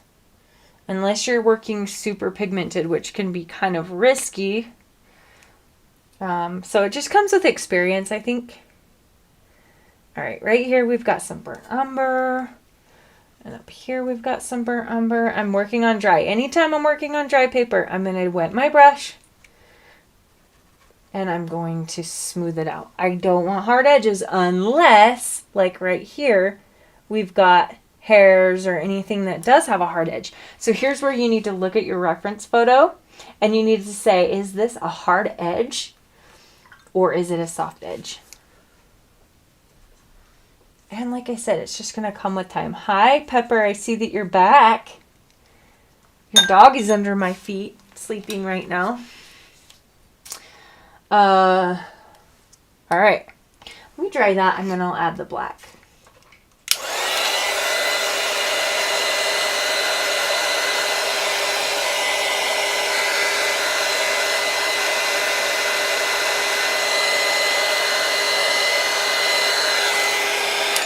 Now, I could have done that just as easily working. Let me move my camera here.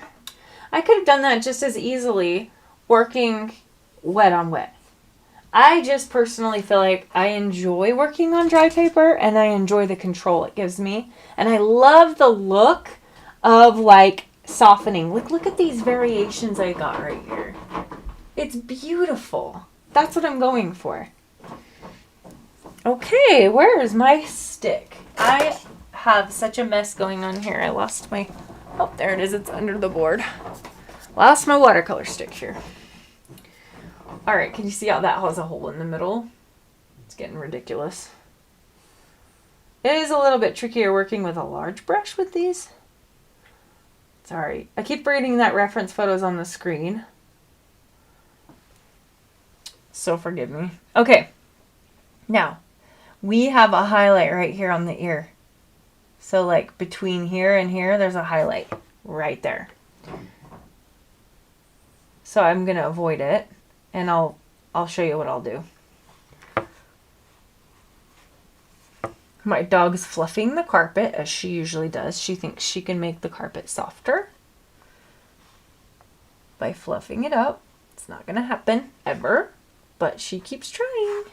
Okay, I'm just going to go that far because if I go too far, I won't have the ability to soften over here.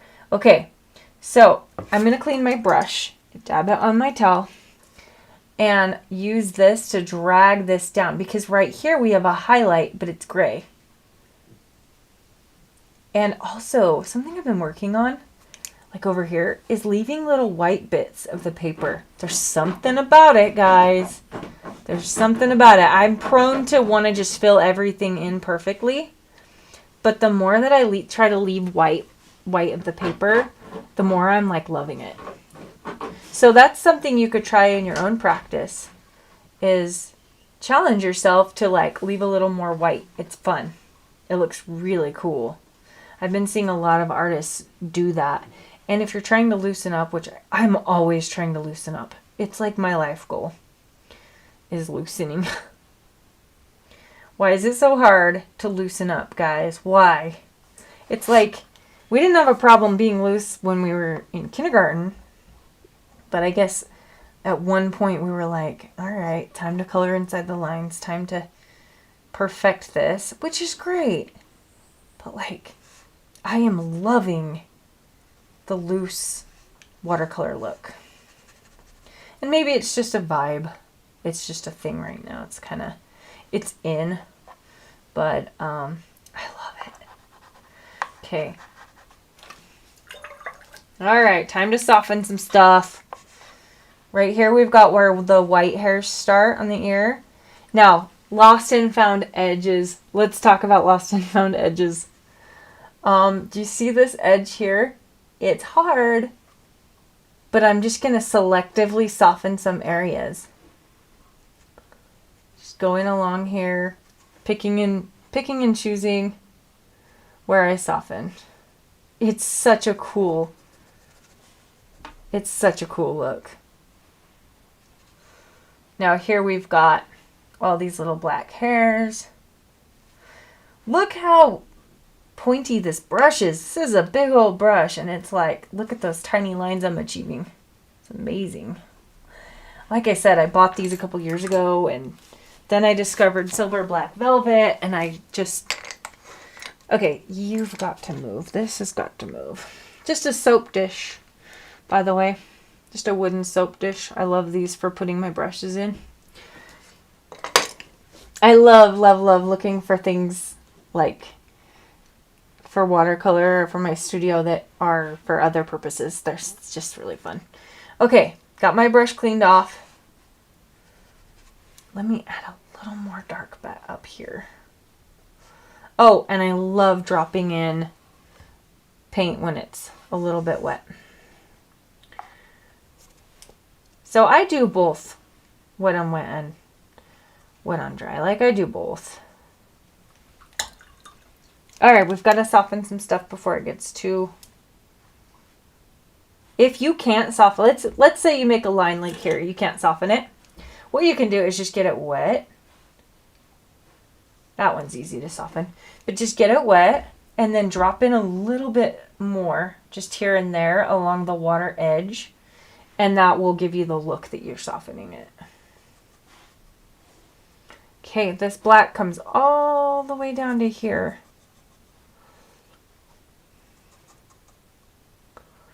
I'm using the tip of my brush.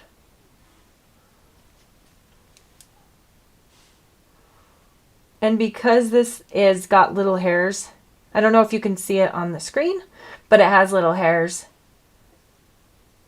I'm just gonna leave like some of the white of the paper. Let me clean my brush off really good, and I'm gonna just bring that up in. And then, like I did before, I'll probably drop in some brown, burnt umber. Let me grab some. And you get to be selective about where you drop it in. I'm just looking at the reference to see where the browns are. And I'm just dropping it in here and there. And it's ideal if it's wet. It's kind of fun. And I love the look. I love the look I'm achieving here. Some of the paper's dry, some's wet. It's just going to be a matter of softening. Okay, I just cleaned my brush off, and I'm going to start right here because I don't want that to be hard. And then I don't want any of this to be hard.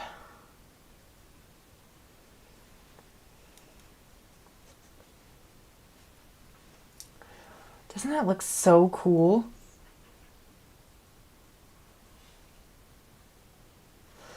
And then I'll even drop in water here and there just to give like some cauliflowers. Okay, we've got a hard edge here. Let's fix it.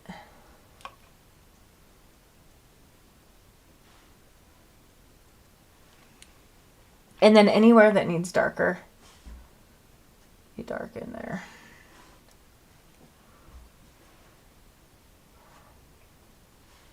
It's a great time to do some wet and wet.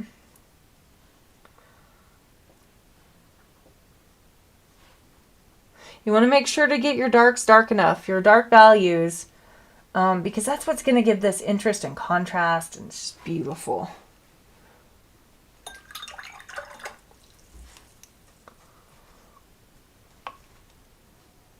I am currently working on an angle, but only just so that you guys don't have to see only shine, because if I had it like that, you'd only see the shine. So I normally work flat. Okay. Ooh, I like it. It's different. It's different than the reference. It's not as pink, I'd say, on this. I can pink it up. I can pink it up. I'm going to get it wet. And then I'm going to add... If I want to pink something up that's like brownish, I'm trying to think what you can add some like magenta. But what I really like to use, it's on my dot card, is the Minnesota Pipestone Genuine. It's perfect for adding like pink. See that? If I need it a little bit pinker. It's like a warmer, like a pinky brown, I would say. And that looks really dark because it is wet. But I can, if it is too dark, I can selectively lighten, like right there. And right there. There. Okay, I'm gonna go ahead and dry it.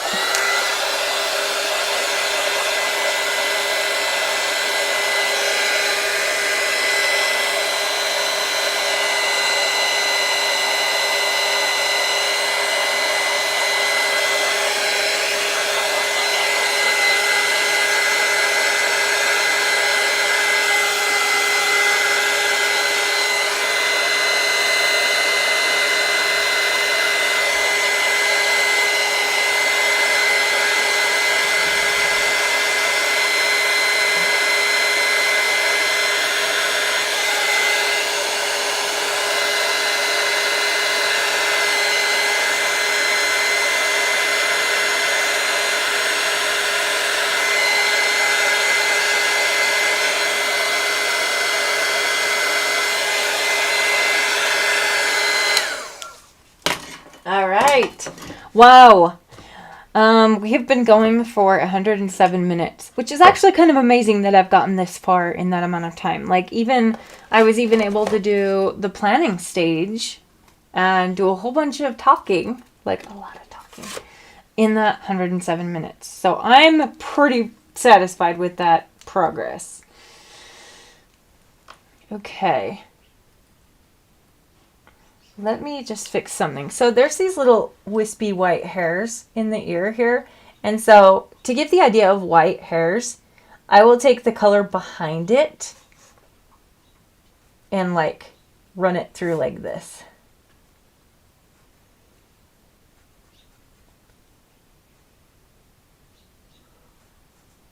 If that makes sense. And that helps us get the idea of hairs. However, this part of the hairs is brownish because it's in shadow. Now, like I said, I want to give the idea of hairs. I don't want to sit and paint every little hair. This is bugging me. Those hairs right there, I'm going to fix them. So they're completely dry. I don't want to try to like lift them or anything, but I can like blend them a little bit and then just drop in a little bit more. And it will tone them down a little bit. See? And then these ones over here, just put water down. I'm doing wet and wet.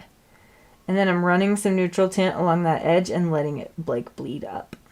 And that will give the idea of hairs. If you've ever taken one of my classes or my workshops, you will know my most commonly said phrase is give the idea of hairs. Okay. And I can easily soak up some paint if things get out of hand. That's the hard part about wet on wet, is you've got to have water control. You've got to understand water control. Barbara, I'm sorry you have to go, and the replay will be up forever, as long as my YouTube channel exists, unless YouTube took it down for some reason. But yeah, you're good. You're good. I bet you could come back later or tomorrow and it will be done. Hopefully. And thanks for being here. Super fun to have you.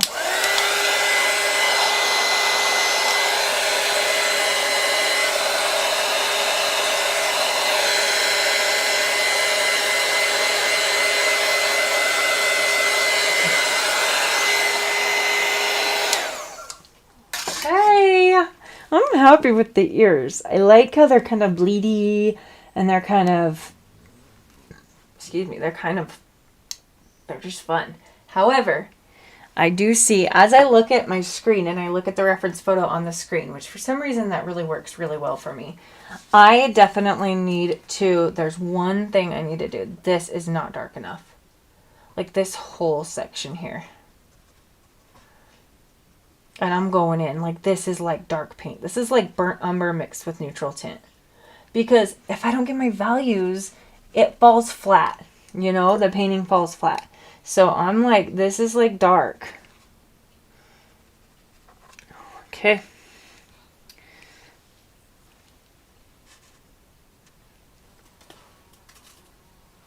And if I need to darken it, I can drop in some more color. There, that's better. It's not perfect. I just need some depth.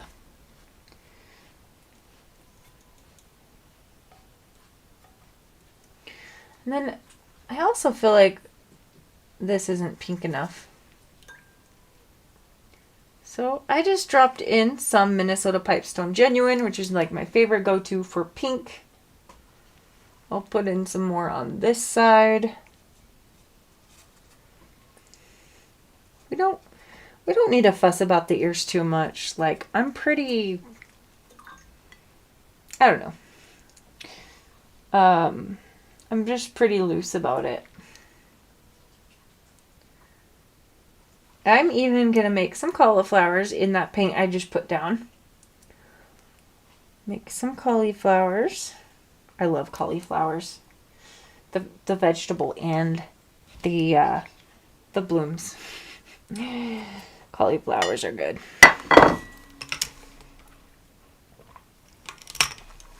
Okay. All right. We are on step 4 now, and step 4 is like the face, but I'm going to segment it. I'm going to choose a section that I'm going to focus on, because like I said, if I just try to do the whole face at once, boy do I get overwhelmed.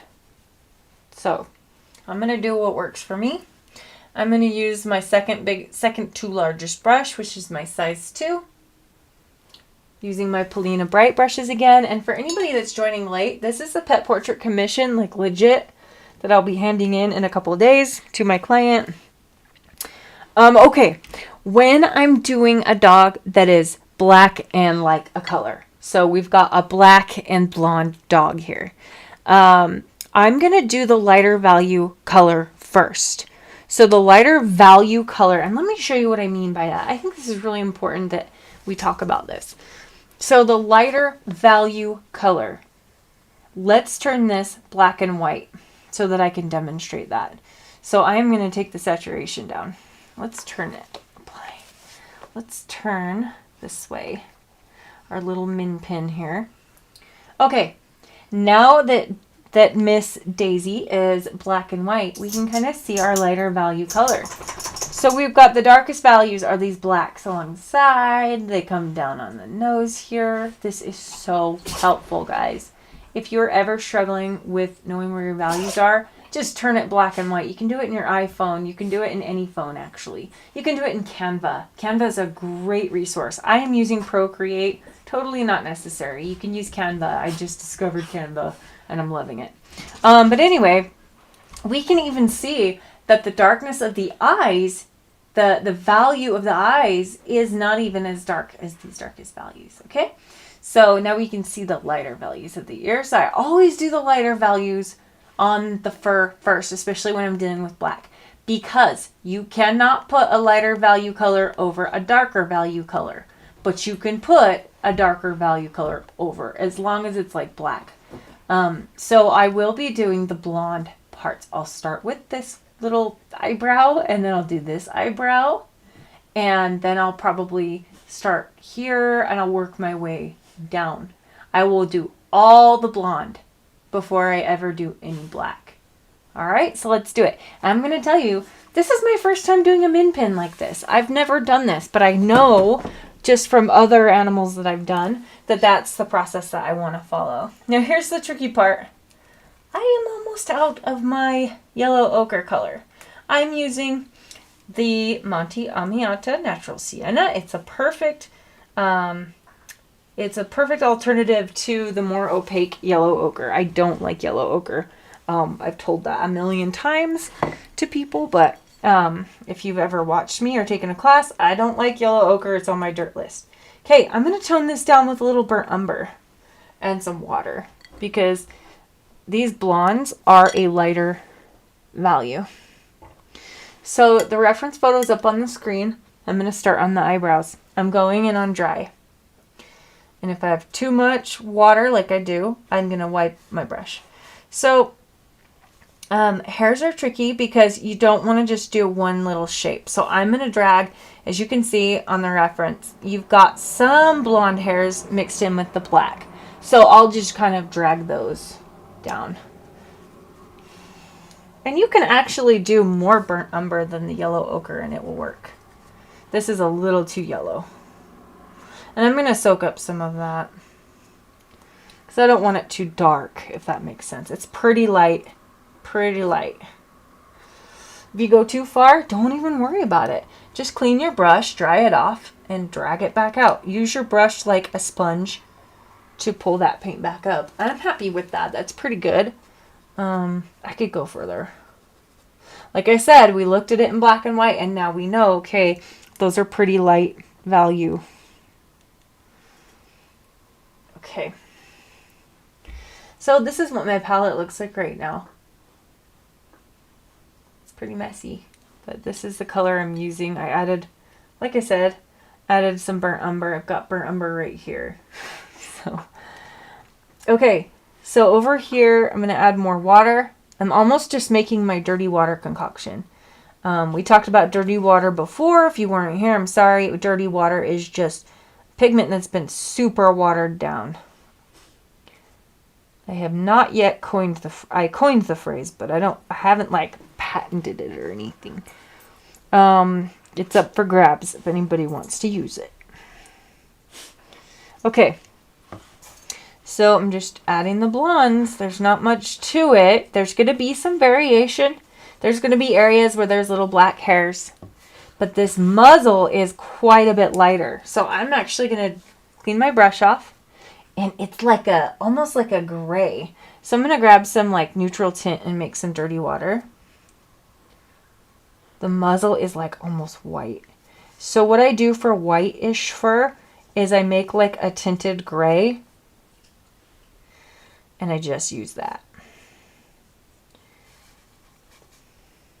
All the way over here. And like I said I was going to work in sections. I'm trying to. Sometimes I wander a little too far. And that's when I start getting frustrated. Okay, whoa, Nelly. I thought that was wet paint and it's dry. This is burnt umber. I'm using it for the variation here. And the variation here.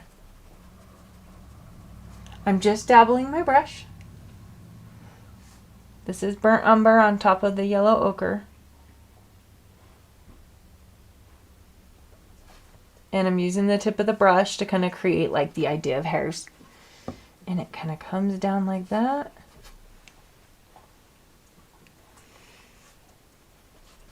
And if you look at it, it's kind of like the hairs are kind of dabbly. So anywhere that I need to bring it down, I'm going to do that. Okay. There we go. And then up here, we actually have like some gray going on. So I'm just grabbing some watered down neutral tint while I'm there. And as you can see, anytime I put paint down, I'm cleaning my brush and then doing whatever I need to do. If that means pulling it up, that's one thing. Okay. All right. I'm going to make some more dirty water, as we say. And I'm going to go ahead and bring this. I'm just going to go ahead and bring it down here. There's not really much to the blonde. It's pretty light. Like some of this is really, really light. Using the tip of the brush, I'm going in the direction of any hairs here. But I will be softening.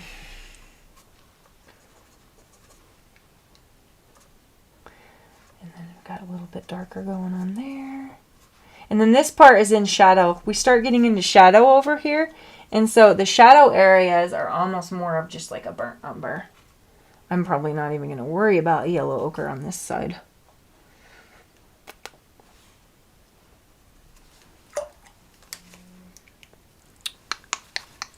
Splashy, splashy.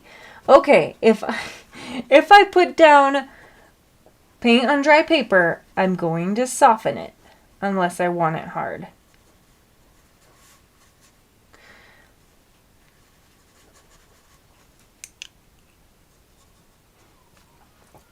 I'm going to clean my brush and I'm going to soften it. I don't know if you guys can hear that, but the elk are bugling. We have an elk farm on the hill by our house, and they bugle every night when the sun goes down. Okay, so I made my lines where we start getting into the black area, and I'm trying to avoid them. It wouldn't matter if I got this lighter value color where the black's going to go. It won't matter, but what will matter is if I lose my lines and I don't know where I'm going. The lines I made on my paper. Belle, what are you doing? I think my dog needs to go potty. I think she's trying to pee on the floor. She better not. Oof. Tell you, she's getting old and she's getting away with a lot of stuff. Anyway, the lines are the map. The lines are the map. So I want to make sure not to cover up lines that are going to be important. Oh, were you just fluffing up the carpet? You were just fluffing it up. Yeah, she was just fluffing up the carpet. It's important to fluff up the carpet. Okay. So here I made some harshness. Anytime you make a hard line and you need to soften it, just clean your brush off and just gently rub at it. Now, the silver black velvet brushes are so soft. I cannot really do that with these. But these POLINA Bright synthetic brushes are they're pretty stiff and they're awesome for lifting. So I'm just careful though, because I don't want to ruin them. They were an investment for me anyway. I don't spend a ton on brushes. So they were an investment, and I don't want to ruin the tip like this one. This one's actually still pretty sharp for what it's been through. Look at that. It's been through a lot. I got this in 2021 and it's just woo, but it's still pretty sharp. It could be sharper, but I went a little crazy. Okay. There we go. And I'm going to go dotting across the muzzle. And then right here, the blonde is more brown just because it's in shadow. So I'm going to start dabbing that on with the tip of my brush.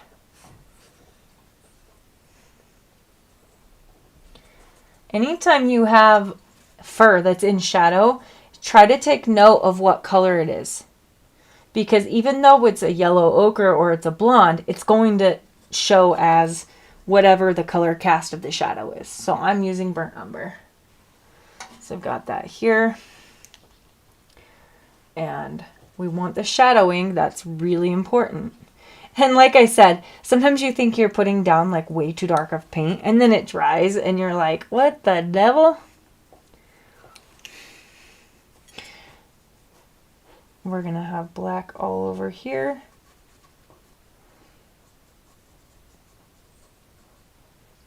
Pepper, if you're watching, ask Dad to come get the dogs. Okay.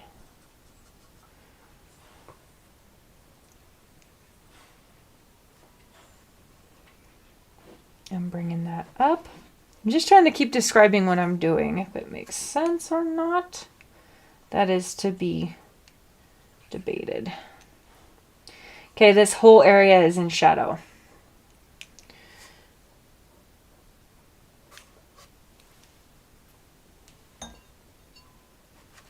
So I use my finger quite often to like spread paint around.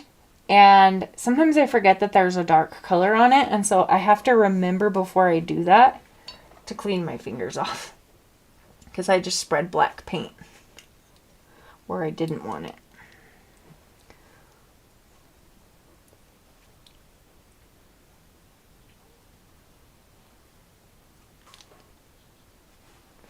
I do that because I want to mess up the paint. I always want to mess it up. When I put down paint, I don't want to just leave it. That's just me. Maybe in the future I'll change. But for right now, I I don't want it to be perfect.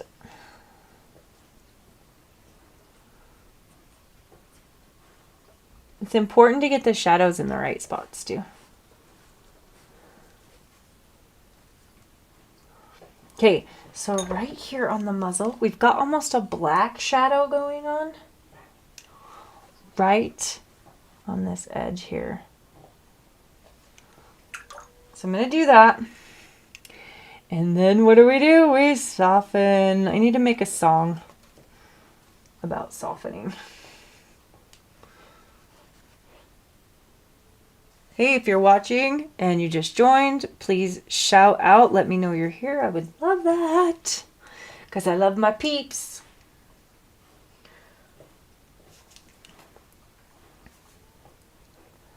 I just found out my 4-year-old niece watches my channel.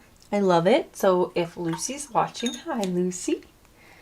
So sweet that she watches my channel. She loves art. She loves coming over and coming in my studio and sitting at my desk.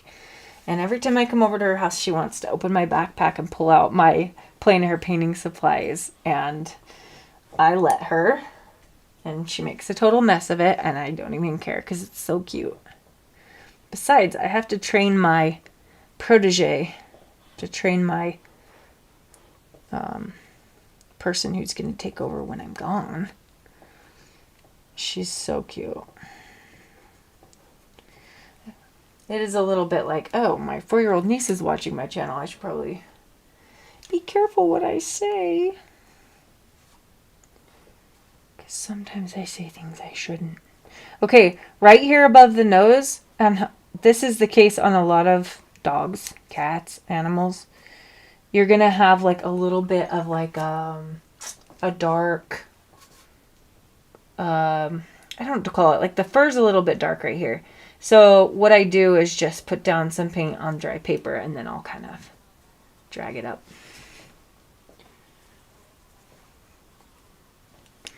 And it's often subtle and sometimes it's not. I will tell you, if you ever put paint down on your painting and you're like, ooh, that was too much, it's too dark, like this right here that's making me uncomfortable, I'm going to let it dry. Because oftentimes it's going to dry so much lighter, and if I lift it now, I'm actually going to be regretting that. So,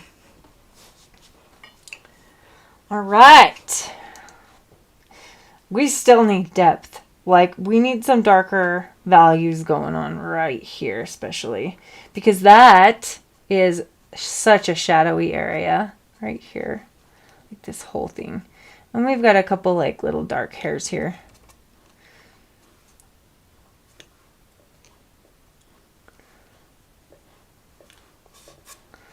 I love using my finger when I'm painting to just, like, spread the paint around.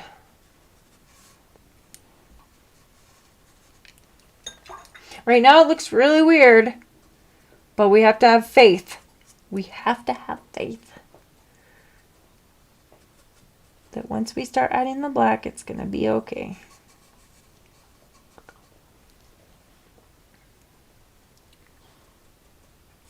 These brushes, like I'm not used to, and the quill part, this will often grab water, and that's why water keeps dripping on my painting, so I just keep picking it up. All right, you little weird looking dog, let's dry you.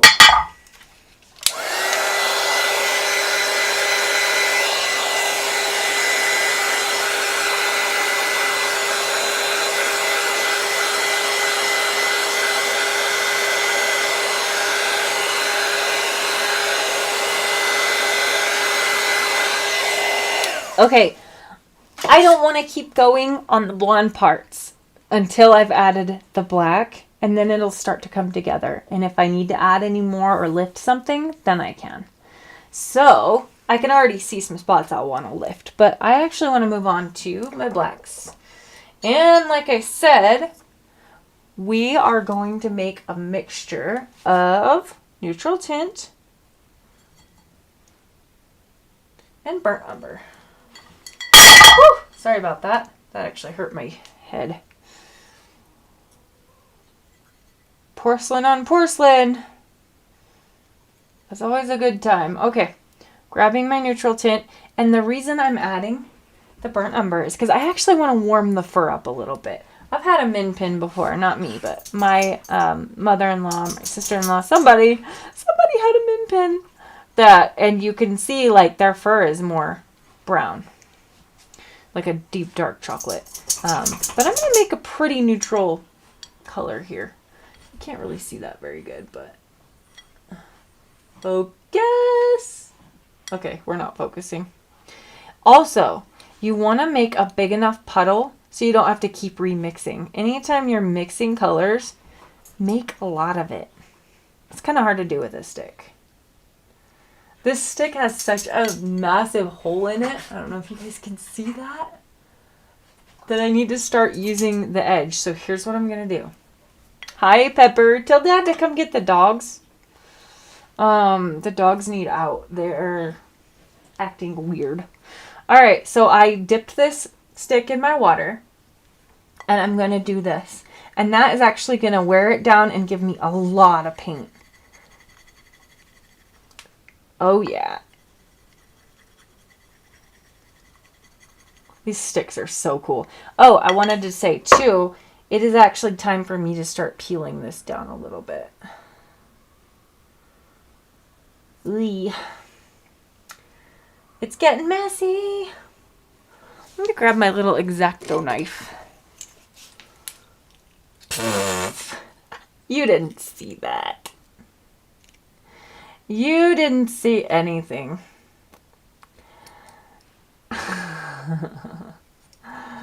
Okay.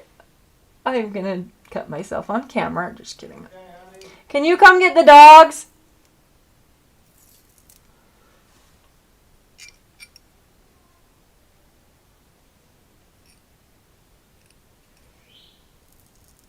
He doesn't understand that the door is shut and he'll have to come up and get them.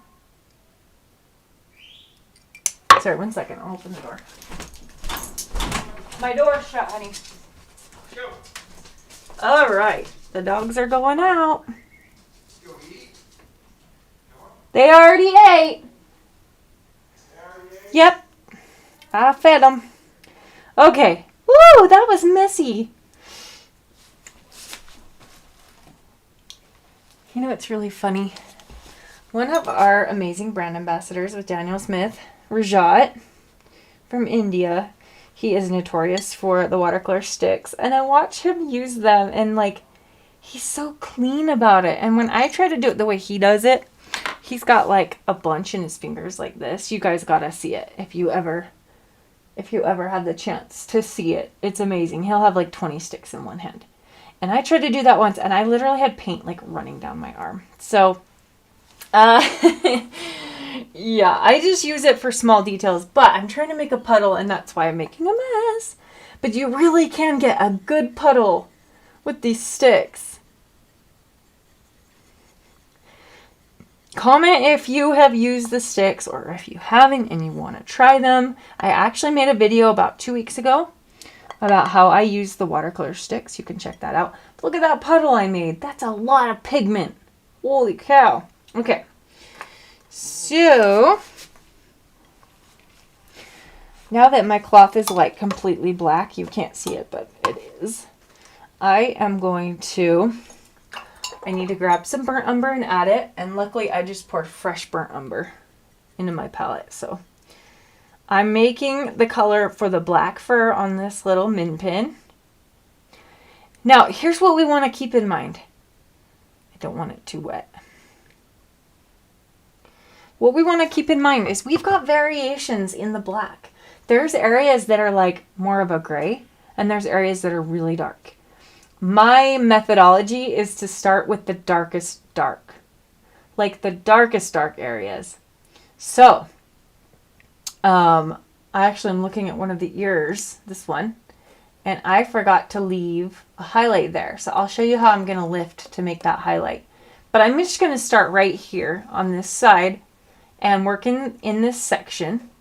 And I'm going to do the darkest areas first because that helps me to know. It's like I said, it's like giving myself a map. So I'm just looking at my reference.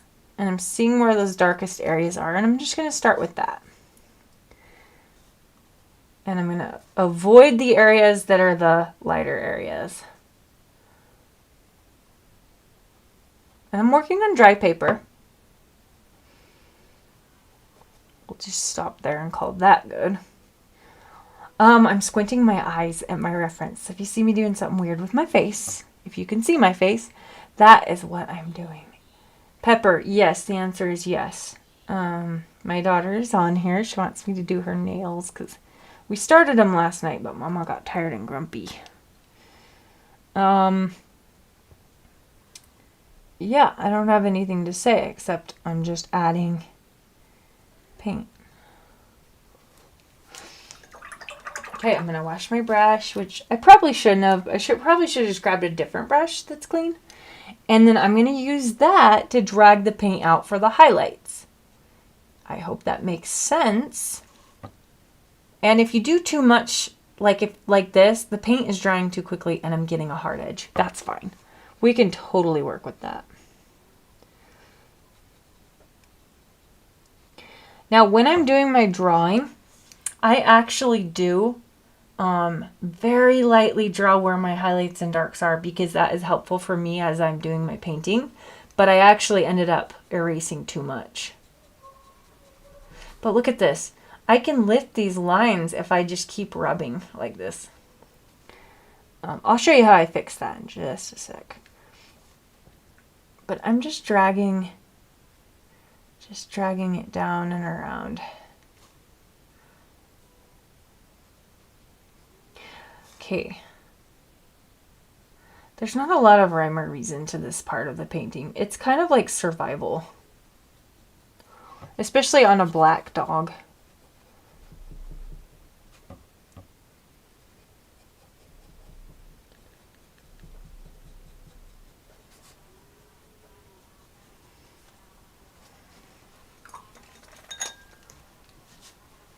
Okay. Okay, Pepper. I hear ya. Alright, I keep saying It's just because I don't know what to say. I'm painting. Watch me paint. Oh no, my iPad wants to die. It better not die. Ain't nobody got time for that.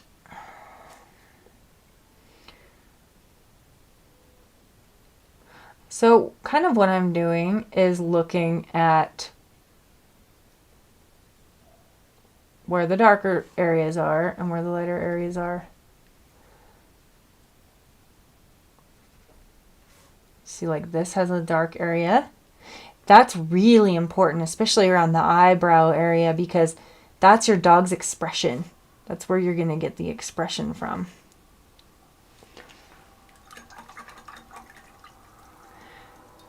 So, Tori, you know what? That's such a great question, and I really think you can. You can, because I have my own color palette in Canva for my website. So you can create color palettes and use the eyedropper. You absolutely can. It might be a good idea for me to sit down and have a go at that and try that out, because Canva is free and it's such a great tool. That's how I make all my thumbnails for YouTube, and that's how I do my newsletter and just everything for my website. I love Canva. I just discovered it. I've been struggling with using Procreate forever because I'm not a professional with Procreate. But yes. Just use the eyedropper tool in Canva, upload your photo, and then start making a palette. It's so simple to do. Okay, this is what I want to say to you guys. When I start going too far rather than working in my sections, I start getting overwhelmed and I want to shut down and I want to light my painting on fire. So that's why it's really important for me to stay in a small section.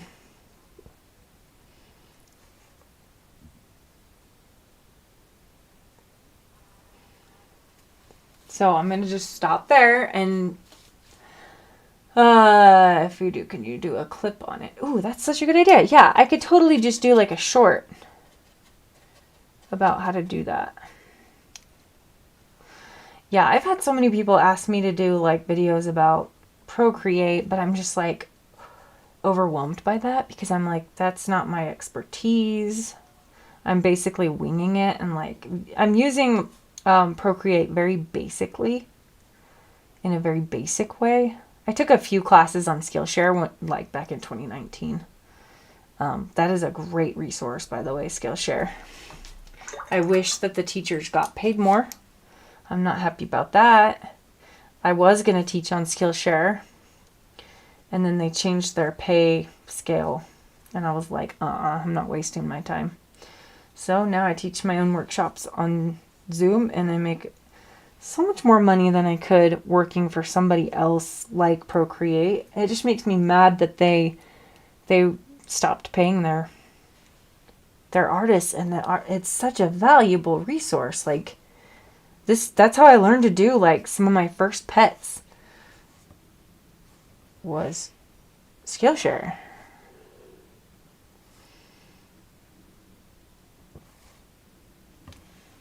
Okay, do you kind of see what I'm doing? I've got my wet right now. Everything's wet, and I'm just dropping in, and I know I lied, and I started moving over here. I'm telling you, it's a problem. It's something I'm working on. So do as I say, not as I do. This whole area is like in darkness though. It's so dark that I'm just like, just want to get it out of the way. I want to knock it out. Because the parts that are challenging are going to be the highlight parts. So for this part, I'm like, I just want to do this and get it. Because I know it's dark and I can just like get it done.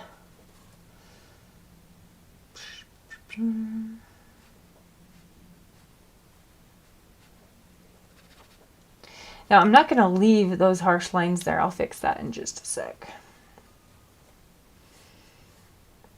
Oh, let's see. Nope, I'm good. Sometimes I do get out of hand and I forget to soften things. And it's fine because I know how to fix it. Okay, I don't want to mess with that too much. It's kind of great. It's kind of perfect where I want it. But I want to soften these little eyebrows. And I don't want individual hairs. So I'm going to clean my brush. And I'm going to just soften that. And I will have to darken it again. And even though I'm working in sections, I don't want hard edges, and so that's why I end up going too far, because where do you create your border on this one? Some dogs are really easy to create, like a border as in like, oh, this is the section I'm working on. Other ones don't really have much of a border, and so it's like, where do I stop if I have to keep softening like this? But it's fine because I'm just dragging the paint down anyway. So see how I'm getting a hard line here? These awesome brushes can just pretty well soften it. It's not a big deal though, because I am going to drop in dark paint since it's wet. Oh, got a hair in my nose. Not a nose hair, a hair on my head. Woo! That was intense. I'm okay.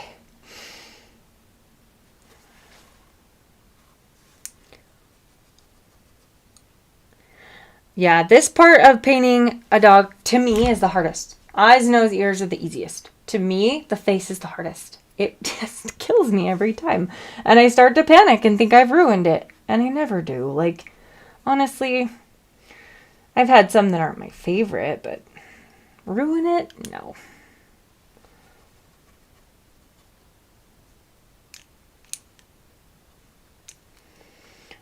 You can use these POLINA bright brushes, like if you are someone who likes hairs, they're so great for making little hairs. They're super sharp.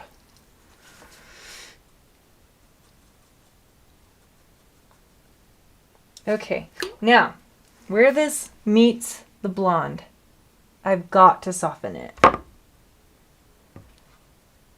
And that is a tricky thing to do. It can be. I think what I'll end up doing is just lifting out my light areas. Now that I'm like doing this, I'm like, just lay it all down and lift it. it just depends. But like I said, I am going to be honest, I am not crazy experienced with black and blonde dogs. Like, this is probably my second ever black and blonde dog. So here's the thing, like, I teach people this, but I usually do it ahead of time before I ever teach it. And so I really only ever need to be one step ahead of my students to be able to teach something. You don't have to, like, be perfect to teach it. You just have to be one step ahead. I learned that when I started homeschooling my kids back in 2015. It was like so overwhelming. And then I was like, oh, just need to be a step ahead of them. Okay, I'm getting out of hand. Let's go back to the face. Okay, we need to remember that the black stops about right here. And when I say we, I mean me, because you guys are just watching.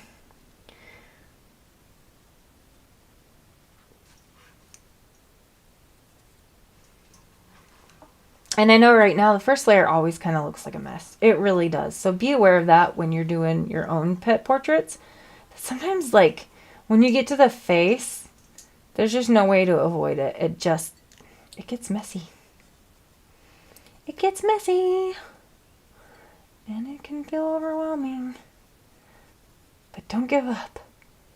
Just, if ever you're in doubt, if ever you're like, oh, what have I done? This is horrible.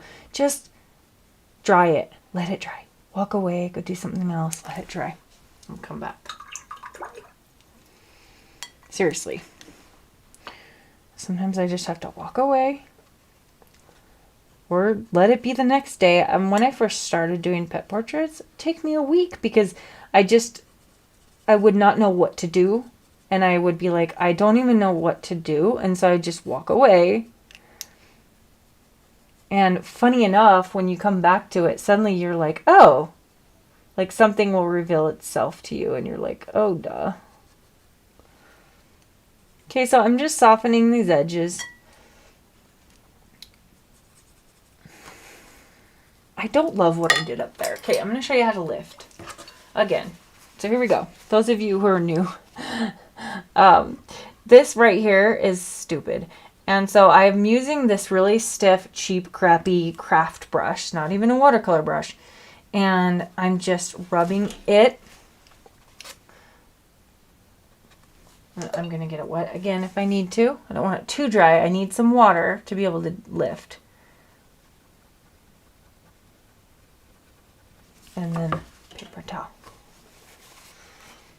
And then you just keep doing that till it lifts up. Some pigments are more staining than others. These are great because you're not going to ruin your nice brushes. They're really stiff. And they're great for lifting. Now, we also need to lift the ear, like I was saying. This one went too dark. I'm going to lift right here. And I don't want it perfect. I want it kind of messy. Oh, and you know what? Let me change brushes then. I need a little one. Same concept, same kind of cheap brush. Reading Tori's comment. I struggle with the black and blonde dogs too. I use my siblings' dogs for inspiration, and they have a black lab and golden retriever.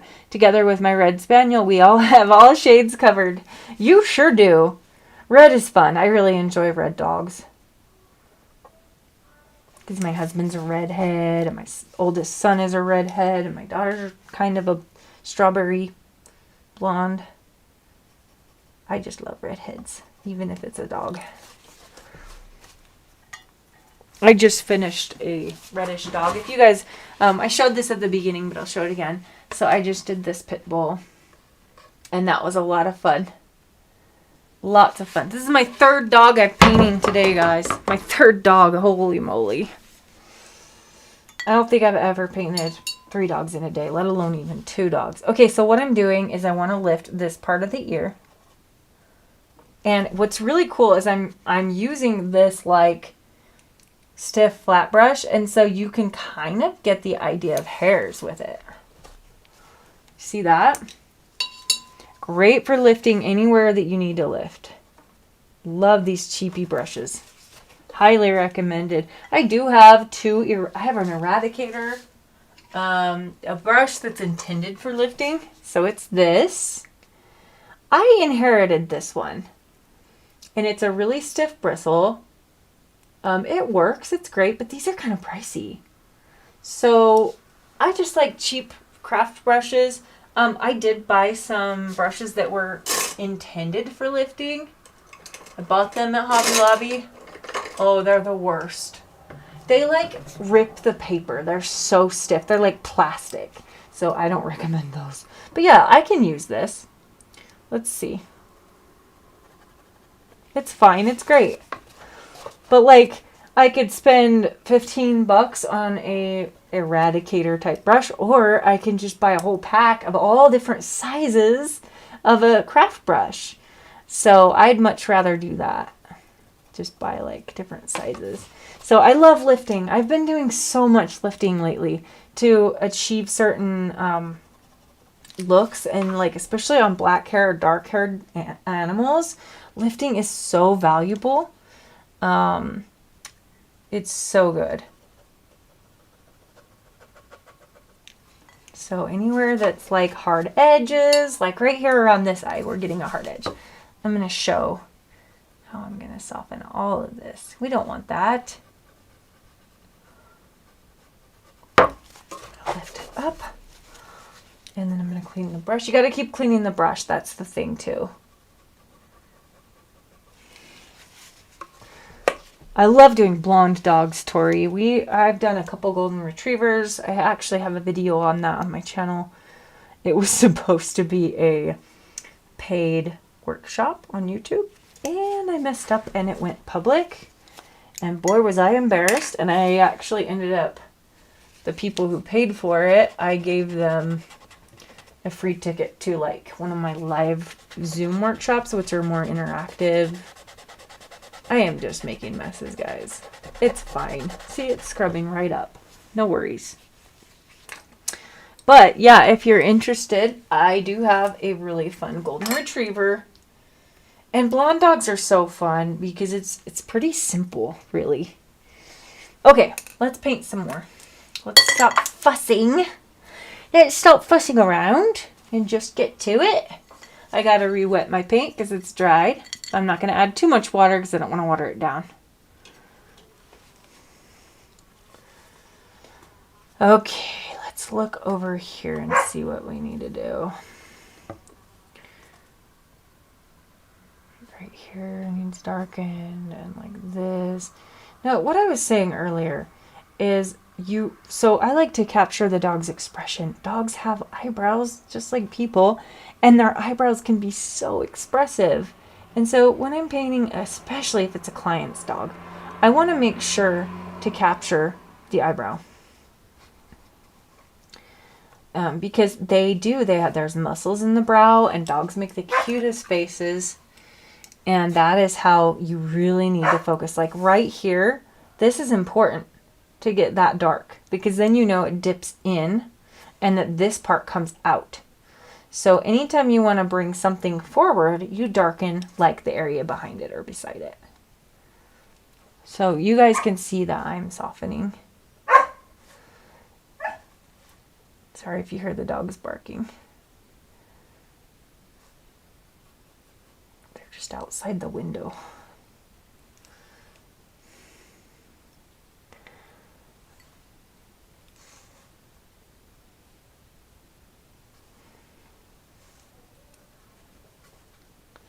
And this is kind of the part where I just start to like hone in. Okay, if I do decide to do hairs, like individual hairs like this, I'm going to mess them up. I know I'm beating a dead horse here, or whatever the phrase is, like I would beat a dead horse.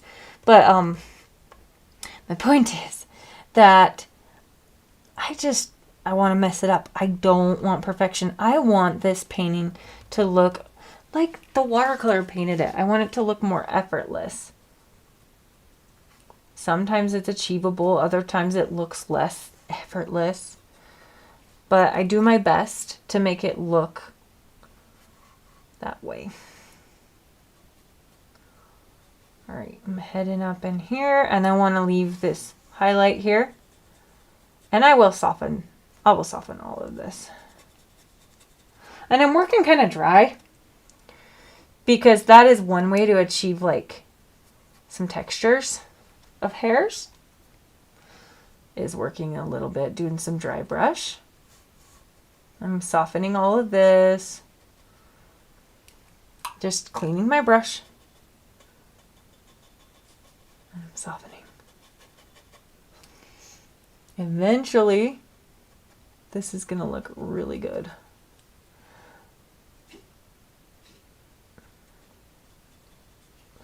Reba, I hear you.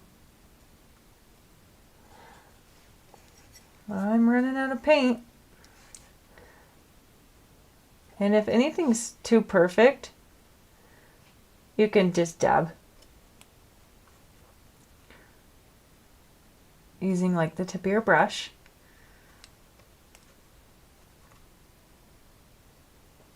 Like there's black hairs on the blonde. Do you see that? There are black hairs on the blonde, and so we want to get those in there. And I use my finger like a stamp. That's kind of what I was going for up here, and I left it too long.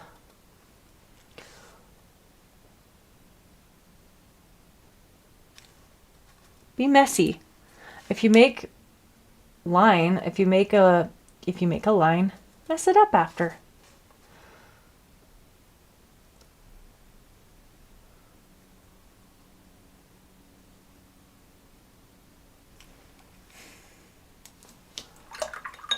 All right, we got to make some more paint. Time to make a mess again. I'm dipping my stick in water and I'm just scrubbing it on the palette. Oh my goodness. What a mess. Okay, that's a lot of pigment, guys. Now let me grab some brown. Gonna mix it. I think my iPad just died. Guess what? Now I have to look at the one on the screen. It's fine though, because actually that's helpful because I'm not gonna sit and worry about little details. Okay. I've got so much pigment here. Holy moly. It's like black tar. Which is great because this whole side is in darkness. It's like dark, the dark night.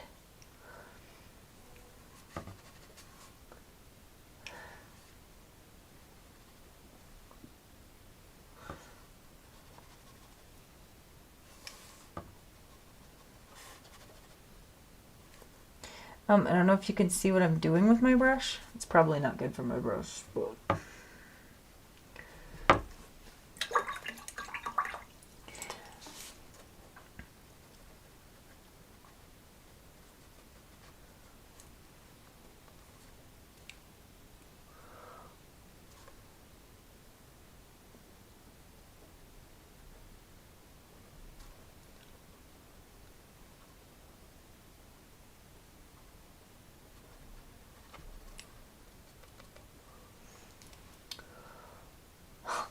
I'm looking at the same reference as you guys. It's up on my screen. It's actually really helpful. Really, really helpful.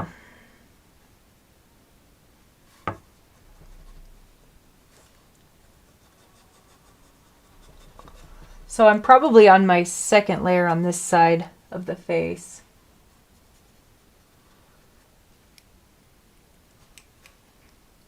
I can't believe I've been on this long. It's been 2 hours. Oh my goodness. But I'm getting this son of a gun done. I'm sorry, Daisy. You are not a son of a gun. You are a sweetheart. I'm sure of it.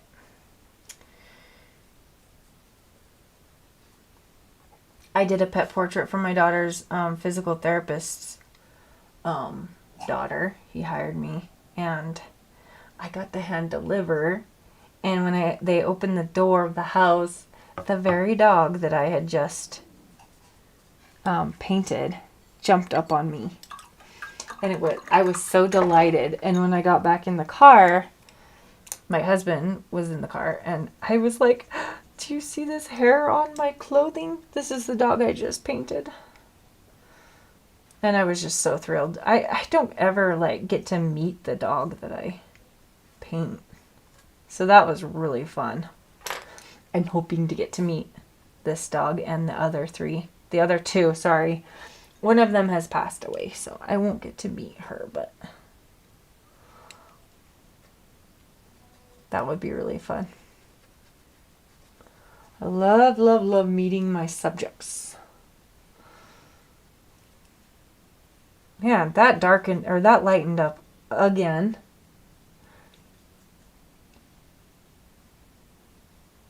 So I'm just darkening and darkening and darkening, trying to just keep layering, and it's coming along. Like, it's working, it's happening.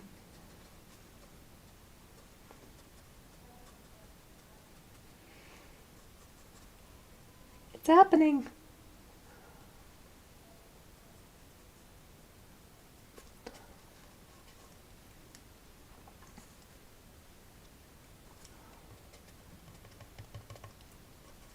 My very fingerprints and DNA are in all my paintings. Truly.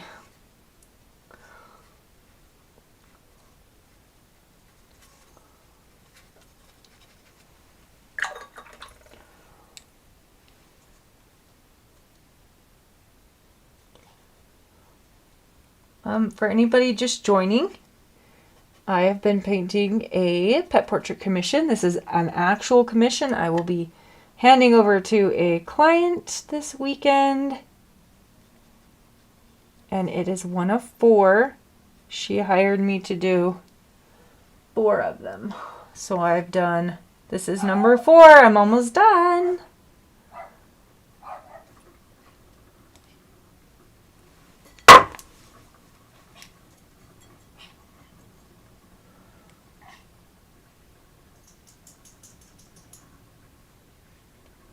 And my iPad died, so I am literally looking at the same reference photo you guys are up on my screen.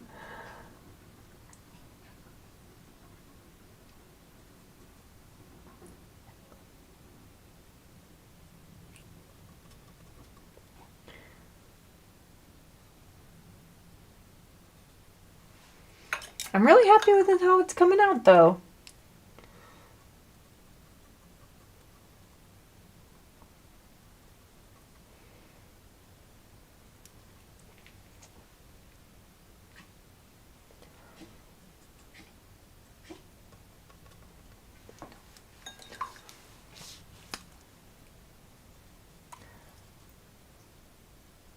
And I really think this is the hardest part for me, is just these final steps of the fur.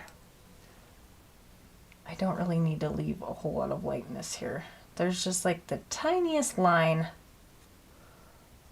the tiniest like light line around the eye.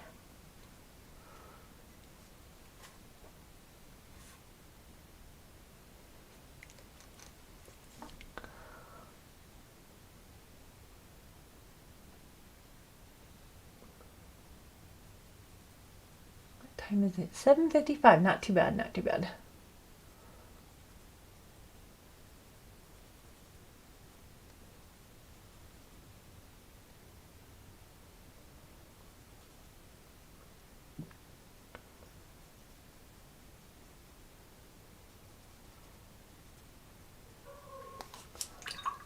Okay, anywhere that I leave a harsh line, if you're new, I'm constantly softening back up. The trick is knowing like what lines to leave hard. Like the eyes, you know, there's going to be hard lines on the eyes. It's just how it is. And the nose. But what lines need to be hard and what lines need to be softened.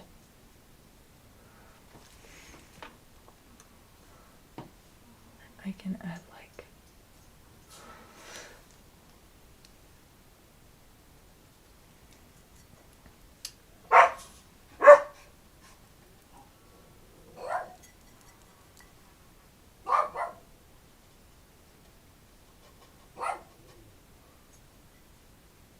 Sorry about my dogs. I don't know what they're barking at outside, but something.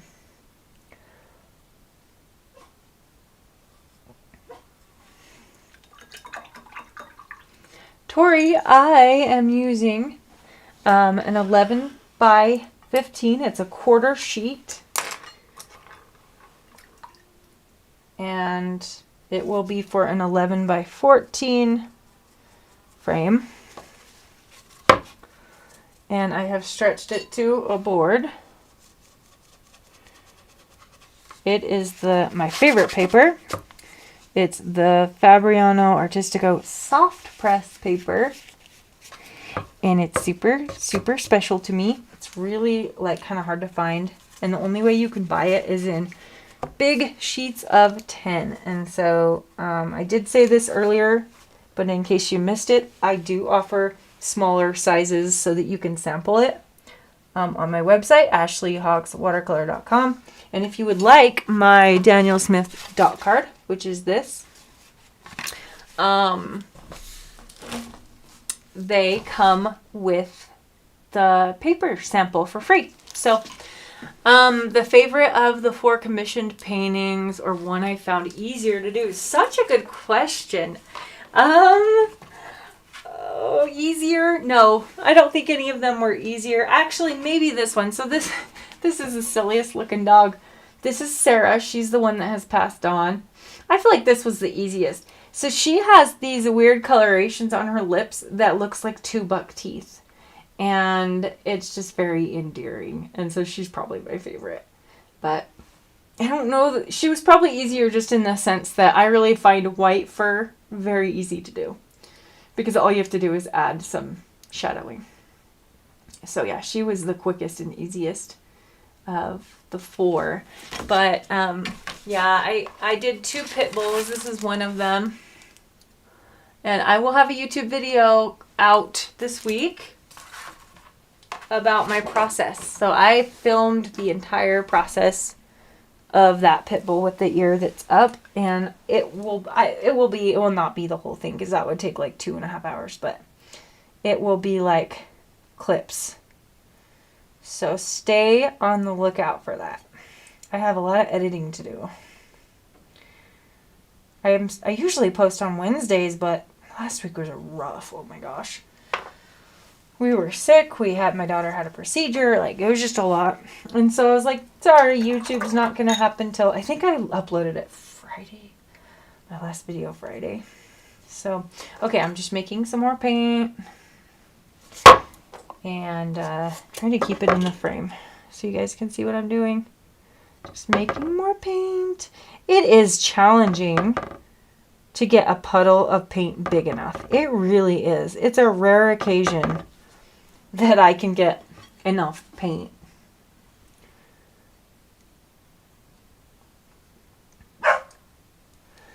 All right. So I want to darken here. It's really important to get your values right. So like the darkest areas, I need to make sure that they are dark enough.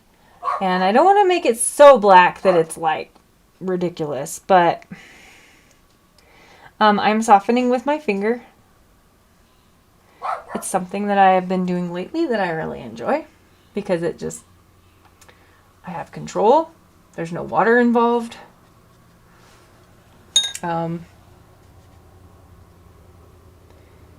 It's fun. But I often will go back over with my brush and soften a little more because I like the wateriness of the softening. Whoops, that was too much. Not too much water, but like enough that things are gonna have a little bit of like variation. I want a little bit of blossoms. I don't want this too precious and perfect.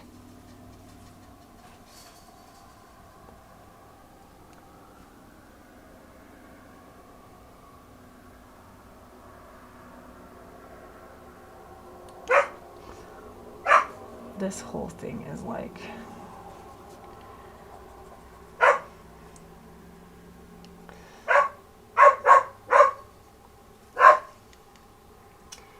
there's either a cat outside that they don't approve of, or, you know, how dogs are. Yeah, it's a cat. I can hear it. So funny.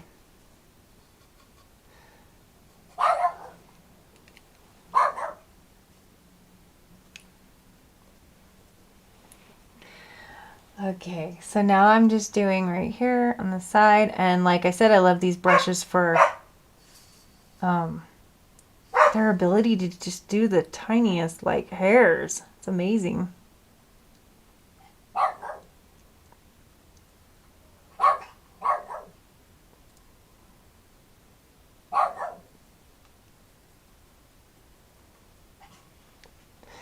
I'm using the tip of the brush to kind of create like a texture of hair.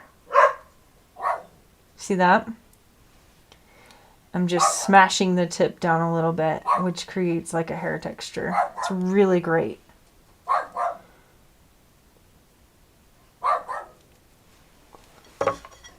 So I don't know if you can see that.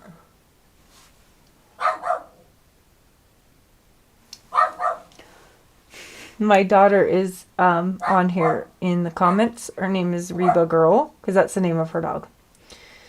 And she said that her procedure was just hip injections, and she's totally fine. She doesn't want anyone to worry, which is really sweet. Yeah, she has cerebral palsy, so she had to have some steroid injections in her hip to make sure that her hip dysplasia does not continue to get worse. She's such a trooper. Okay, I'm starting to move on down to the neck. There's going to be sections that annoy me. I'll probably have to lift, you know, standard. But now I'm using the tip of my brush. I love moving on to the body because the body is where I get a little more crazy.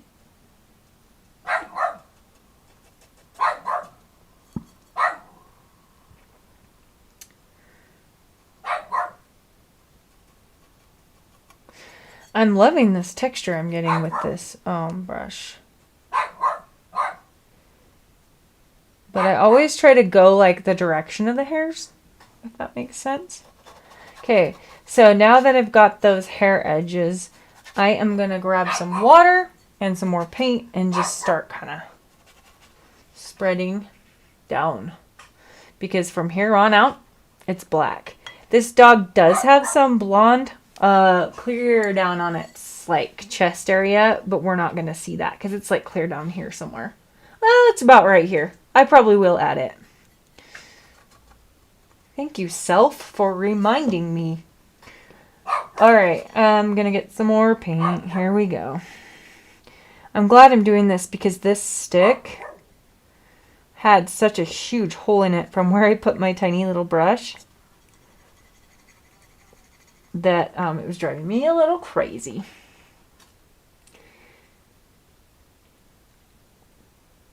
Fun sometimes, huh, Pep? Fun to have procedures. She's being sarcastic, I'm assuming. Alright, here we go. We got some more pigment. And here's the thing. There are variations even on the chest in the fur. So we need to be aware of that. That some areas are going to be lighter. Like here, for example. And you know, the thing is like, I don't want smooth. I don't want the hair texture everywhere.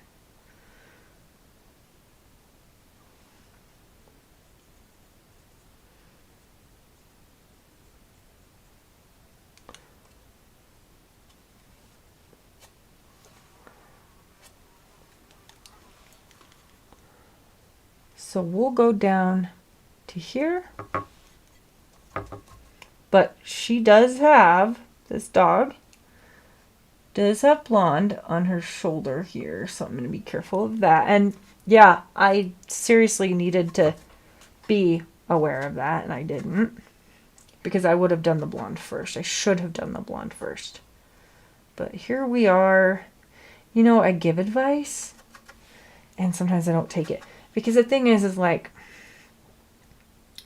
the reason I have the advice is because I keep making the same mistakes. And I'm like, trying to save people. So that's really all it is.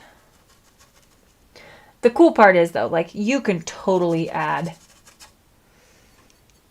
the blonde even after you've, you know, gone too far. It's not a big deal. Okay. I'm probably not going to go much further than that because on the other dogs, I didn't go down very far. Oh, sorry. You can't even see it. Let's lift up. Oh my goodness. My goodness me. My phone cord made my phone do something weird. Okay, I'm washing my brush.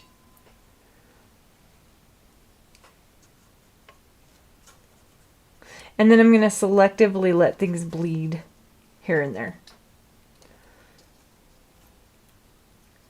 Even along the fur here.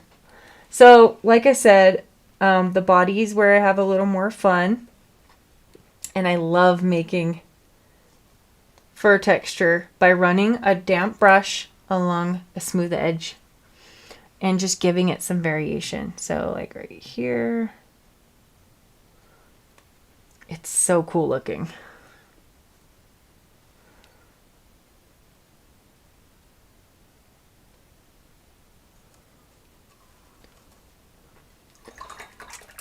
I'm so happy with this.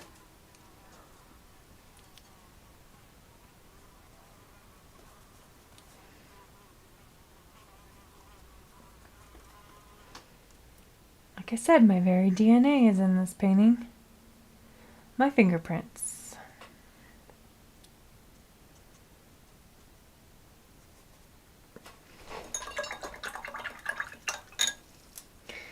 Okay, I'm gonna dry this and then we'll add the blonde in the backwards fashion.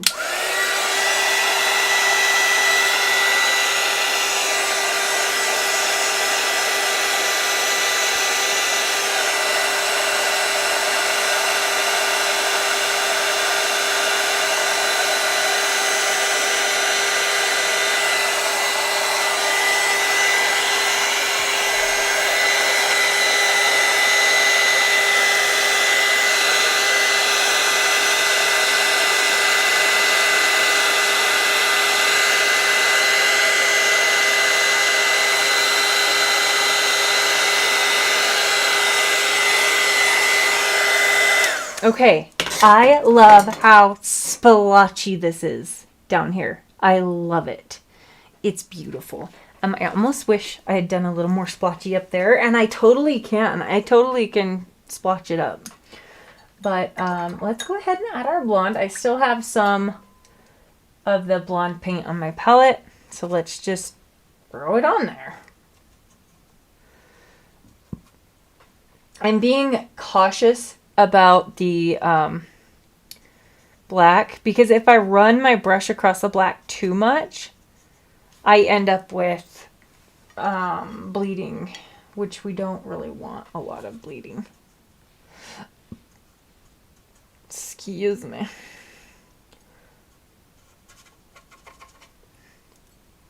And then right here.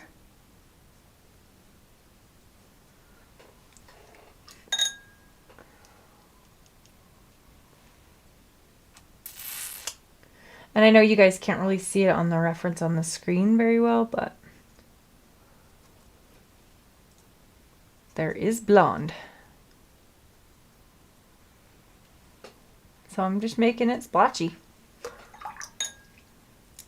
Splotchy, splotchy. Okay, the way that I can make the face more splotchy and less like perfectionist is I'm just wetting it and then I'm gonna just like drop in some paint here and there. And then I'll use the tip of my brush. I don't want to lose my highlights too much, so I'm being conscientious of where I'm putting them. But I need some wildness.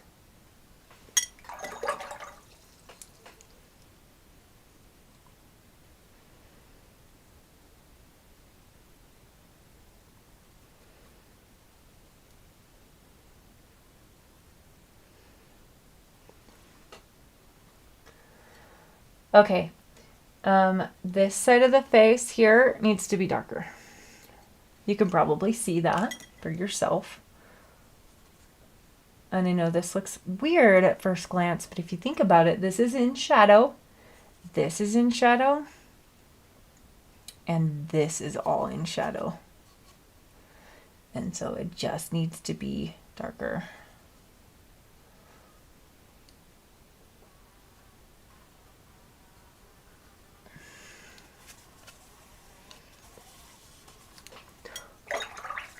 Was my finger black when I did that? Maybe. Oh my goodness, I'm not used to these brushes. So the quill, the little metal rings kind of hang on to water, and I'm not used to that. So if you do use a brush like this, like a quill, just be aware of that situation. I'm going to drop some water into that. That's so awesome. And add a little more burnt umber.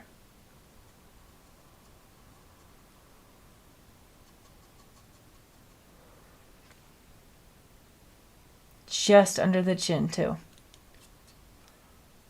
Because that's how you get something to come forward, is you add darkness behind it. I'll add a little burnt umber here and here.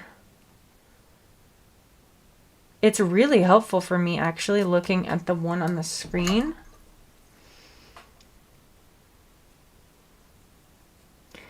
And if any of you are on here that you've been on since the beginning, I applaud you and you deserve an award, because good grief, it's been 3 hours.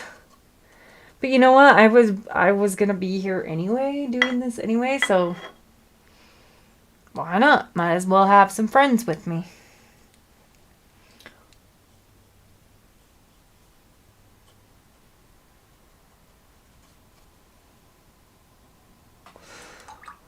I feel like that eyebrow needs some more color.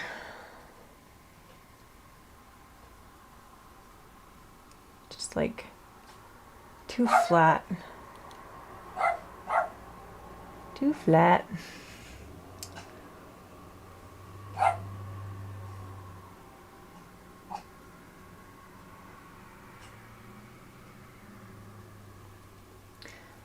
And maybe, just maybe, a little bit of black.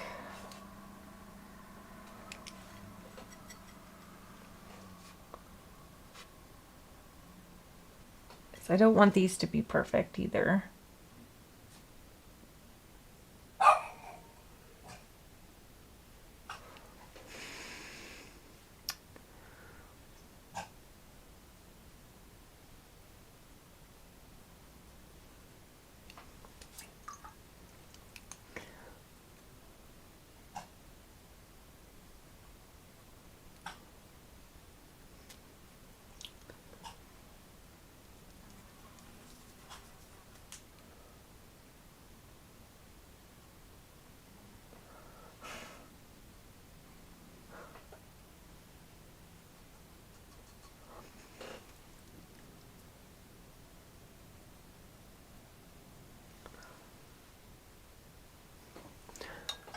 And then I'm going to add like the tiniest bit of like, this is, it's too red.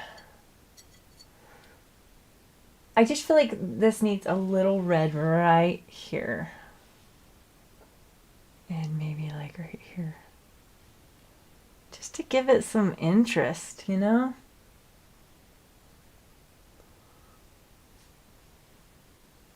Maybe like a little here. Oh, that looks so good. I'm glad I did that. We'll throw some down here for good measure.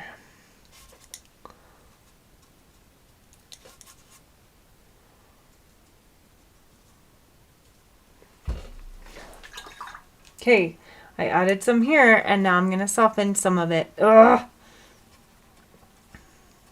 Don't mind me. I just keep getting drips and I'm not used to that. So anytime you use a different brush than you're used to, it's going to happen. You're going to have frustrations or new paper or new paint or anything, because it's just part of the deal. Like, you have to figure out new stuff. It doesn't mean that there's something wrong with the brush or there's something wrong with the paper. It's just there's a learning curve with new supplies. And some supplies that one artist absolutely loves, another artist is gonna not love. That happens all the time. But that's what's so cool, is that there's so many options available for us, right? Aren't you so glad? Like, we live in a pretty awesome day and age.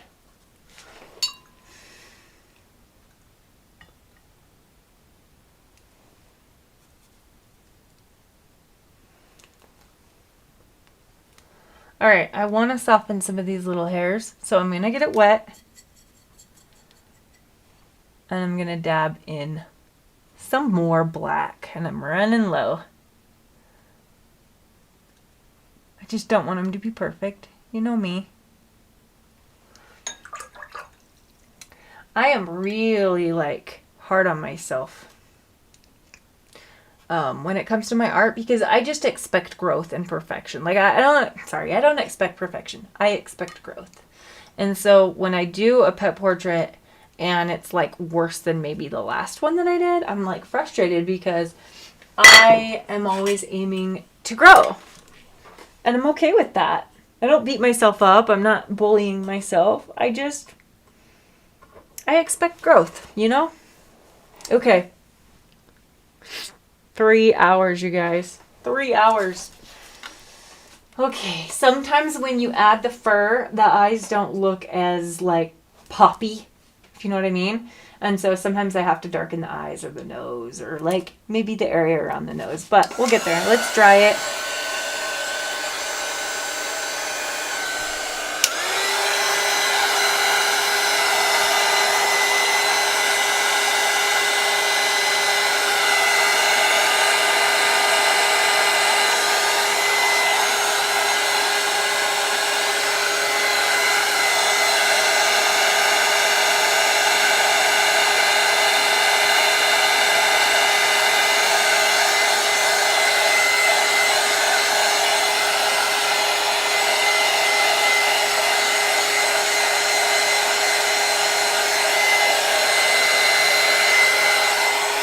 Okay, so you know how I did the black down here before I did the blonde?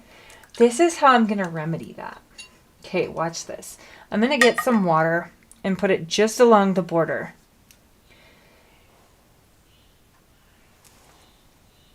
And then I'm going to grab some neutral tint here.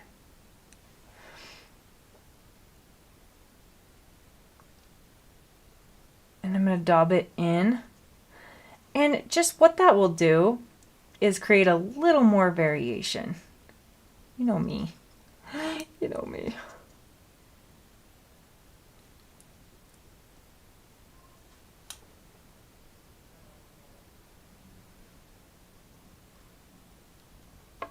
Using my finger. Okay. And I can, like, this is where I can do, like, maybe a little bit of splatter if I want. So I'll cover her face. Do a little splatter there. Let me do the same here. You know, I didn't do a lot of splatter on the other pet portraits, so I probably don't want to do too much, because I need to keep these consistent. Right? Like, they're going to be hanging side by side. And so I want to make sure to keep it consistent. So I'm going to leave it at that. But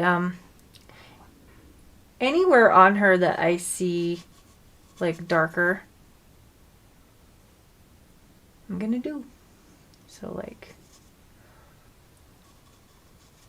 I like the splotchiness. Remember that.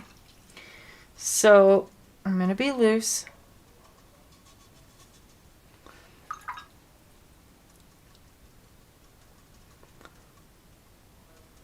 but I'm also going to be intentional about where those splotches are.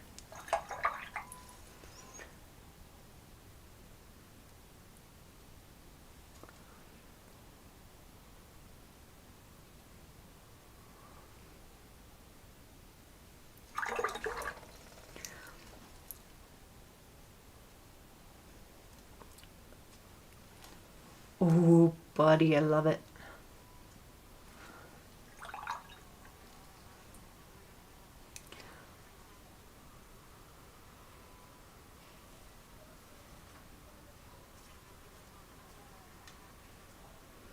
And now it's wet on wet time. Okay. I don't want to beat this one up. This dog's name is Daisy.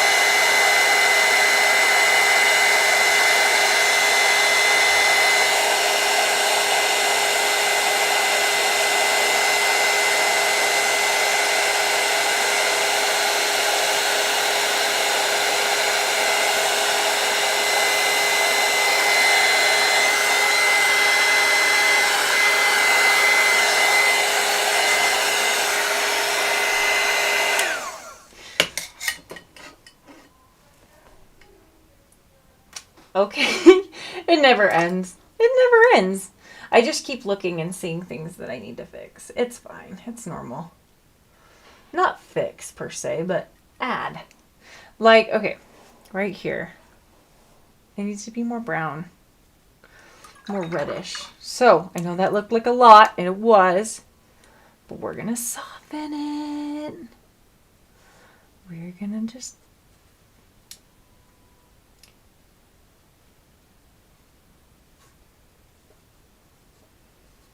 It's going to add to it, I promise.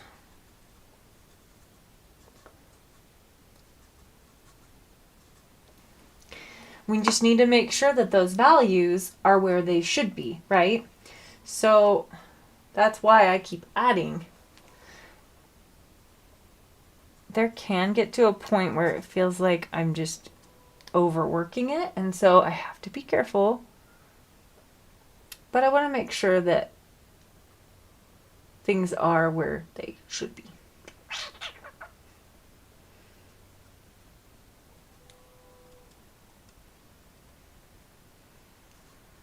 This thing right here needs to be darkened, but it's more of a gray color.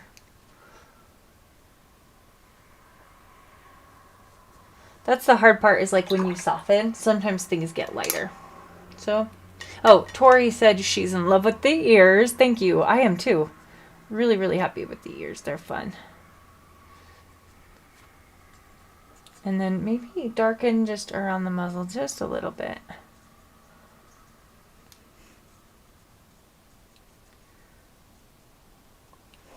Ooh, I love it. I'm happy. I'm really happy with it. I'm just standing back and looking at it to see if there's anything I need to do.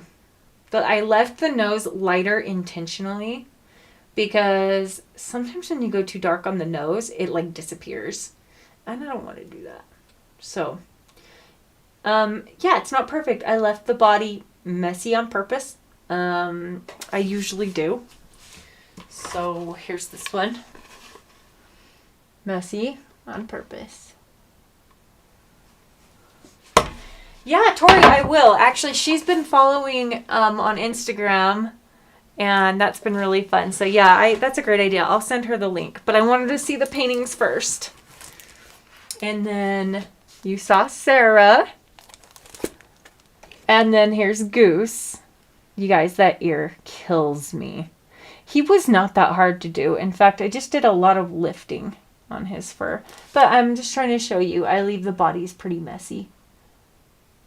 So yeah, I'm really excited. Can you imagine these all hanging side by side in a nursery? Oh, I'm so excited.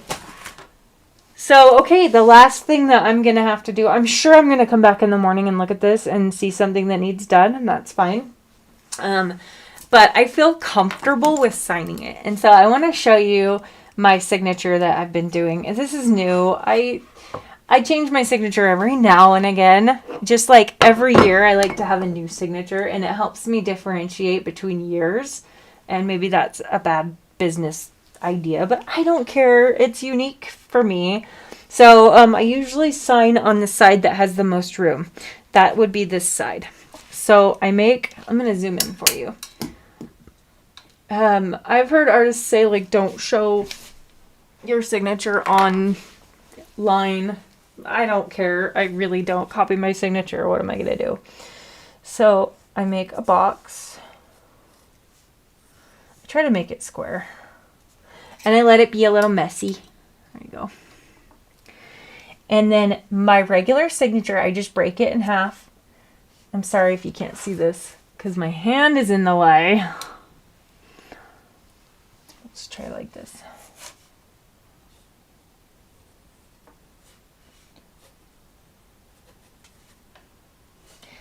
So it's not perfect, but there you go. Thanks, Pepper. Own it. Yeah.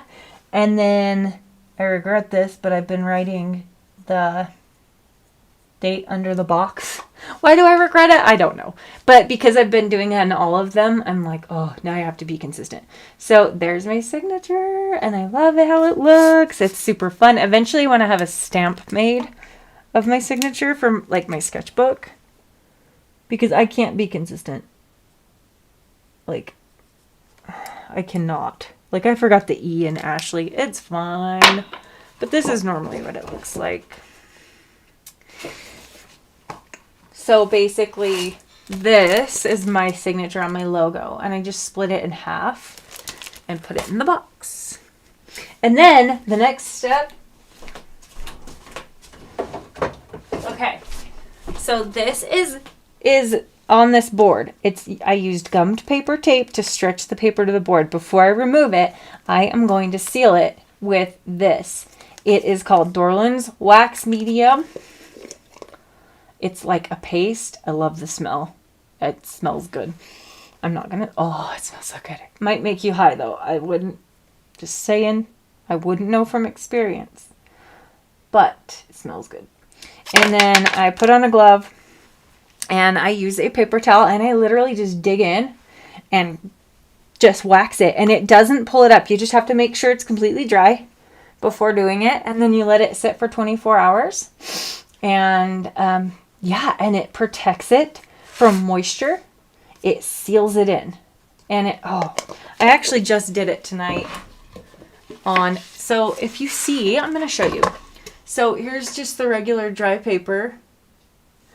And this is one I already waxed. And I'm just going to show you the difference. It's not shiny. But it's just, it like deepened the colors. I don't know how to explain it. But I'm kind of obsessed. So I let it dry for 24 hours. Like this one I just waxed a few hours ago. So this one needs to wait till tomorrow to pull it off the board. Because in the past, I have waxed it and then cut it right off the board. And as the wax dries, it kind of made the paper buckle a little bit. And I don't want that. I want to be able to frame these. So I might wax this. I don't know. I'm not sure if I'm done with it yet. What do you guys think? Tell me in the comments if you think it's done or if I still have something to do. Oh, yes. I'm so sorry. I forgot to do whiskers. Let me show that really quick. As if this live stream has gone on long enough. Let me show you how I do black whiskers. This is so easy. Here's my watercolor stick. And then I've got this itty bitty Princeton Velvet Touch liner. Princeton. And I'll just grab some black. And sometimes I test it on the side. I'll practice. Oh, you can't see that, can you? So I'll practice on the side. Making strokes with the brush. But this girl she's got some whiskers coming right here. And you want to wait until you're sure you're done before doing this. And I'll just add a few whiskers. It's like a finishing touch, really. So I go fast. Sometimes I don't even hit the paper because I don't want it to be too big. They need to be subtle. Let's see, she's got some here. I want them subtle.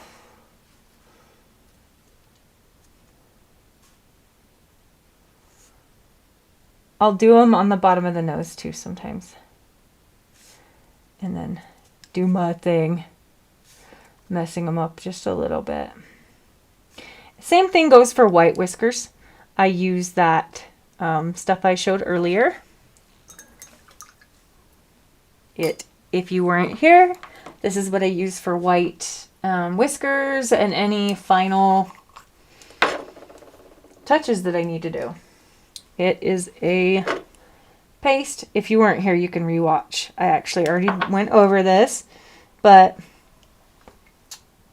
if I need to add any highlights back in the eyes, if I want to add, like, let's say I want to add like a hair or two here,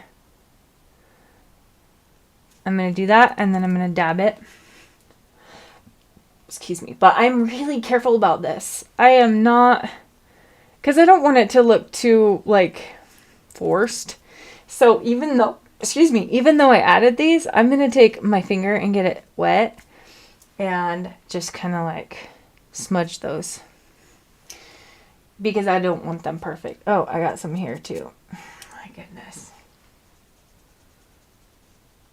It's easy to lift because it's water-based. It is water-based. So if you do it and you don't like it, you can, like I said, you can fix it. So like up here, if I really wanted to, I could add a couple ear hairs, which is really cute actually. Might have been too zealous on that, overzealous. Let me fix it. You can totally lift this stuff. It's amazing. And then, like, I also like to kind of like mess it up, just like I do with everything else. I'm going to put it on and then I'm going to mess it up. I can even do that with the black hairs, whatever I want to do. So I don't want anything to look like I worked too hard for it. So I could drop in a little bit here if that was too light. Holy moly. It looks like it made a paw print. Anyway, you can use it if you need to like get a highlight area back and you can't lift it, but try your best to be subtle because this stuff is obvious, right? Like you don't want anything obvious. But yeah, like if you look on the nose area, there's just like a couple of hairs that are like highlighted.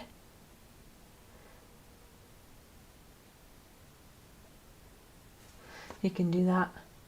Very subtle. Just gently dip it in.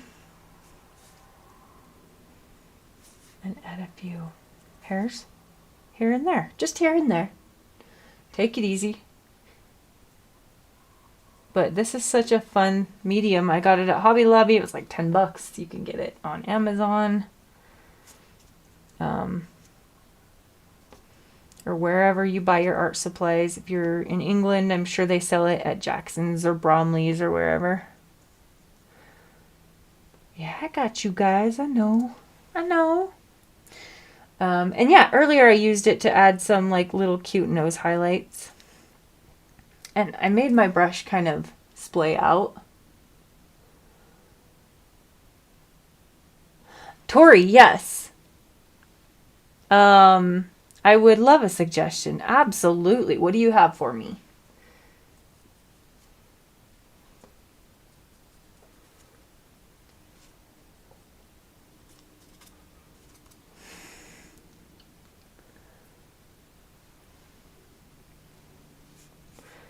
Funny pepper, hair in there. Love it. Hair in there. Hair in there.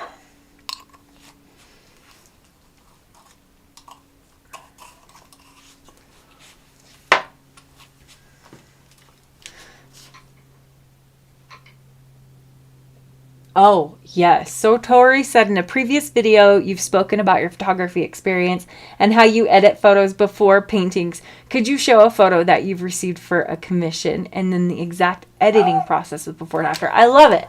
That's such a great idea. I am given some of the absolute garbage pictures sometimes because sometimes the dog has died. I have the perfect example.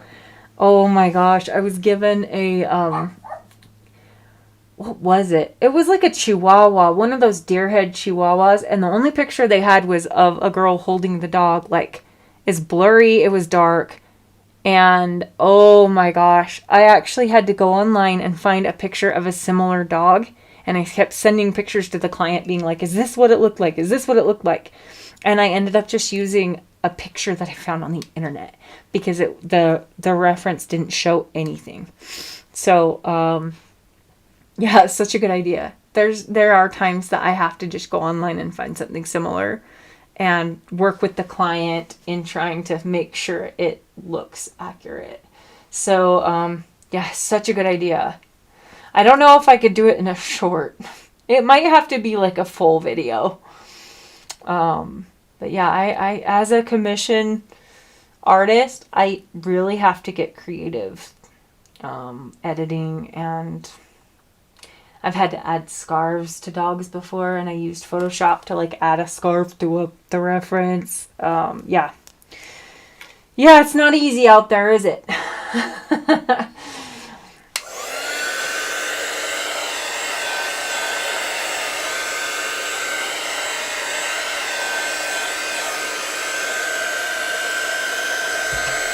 You know what? I'm pretty happy with this. I'm going to be brave and wax it.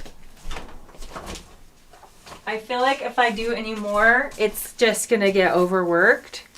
So I'm going to put on a glove because this wax stuff is hard to wash off your hand. And this will be it. And then I'm going to get off because my daughter's waiting for me to do her nails. I just learned how to do gel nails like a couple years ago, and we've been playing with Halloween designs. Okay, so I just literally get a big glob, but you want to make sure this is dry because if anything's wet, obviously it's going to spread. The first time I did this was so terrifying, but now that I've been doing it for a while and I'm pretty proficient at it. So here we go. I'm actually going to tilt you so you can watch the texture of this and kind of see what I'm doing. So let me get rid of reference photo here. I want you to see all of this. Okay, so this was scary the first time. Make sure it's dry, and I'm just going to do that. Oh, it's so scary. But it's really not. I did try a spray before and I ruined 2 paintings and it was devastating because it was my very first pet portrait I ever did of my own dog who had passed away and I ruined it. But luckily I had taken pictures so I was able to make prints of it. But oh, the spray stuff is horrible. I will never ever do the spray again. So what I'm doing is just making sure that it's like really getting in the grooves of the watercolor paper. And no, it doesn't ruin the texture. You really, you don't even really notice it's there, other than the fact that it deepens the colors. Yes, it looks like sour cream or Vaseline. And I rub it on really good. I want to make sure that it's in all the areas. And you can kind of look at it like on an angle and make sure there's no dry spots. And then what I'm going to do is flip the paper towel to the other side where it's a little more dry. Ugh, it's getting everywhere. And then I'm going to kind of go back over it and smooth it a little bit.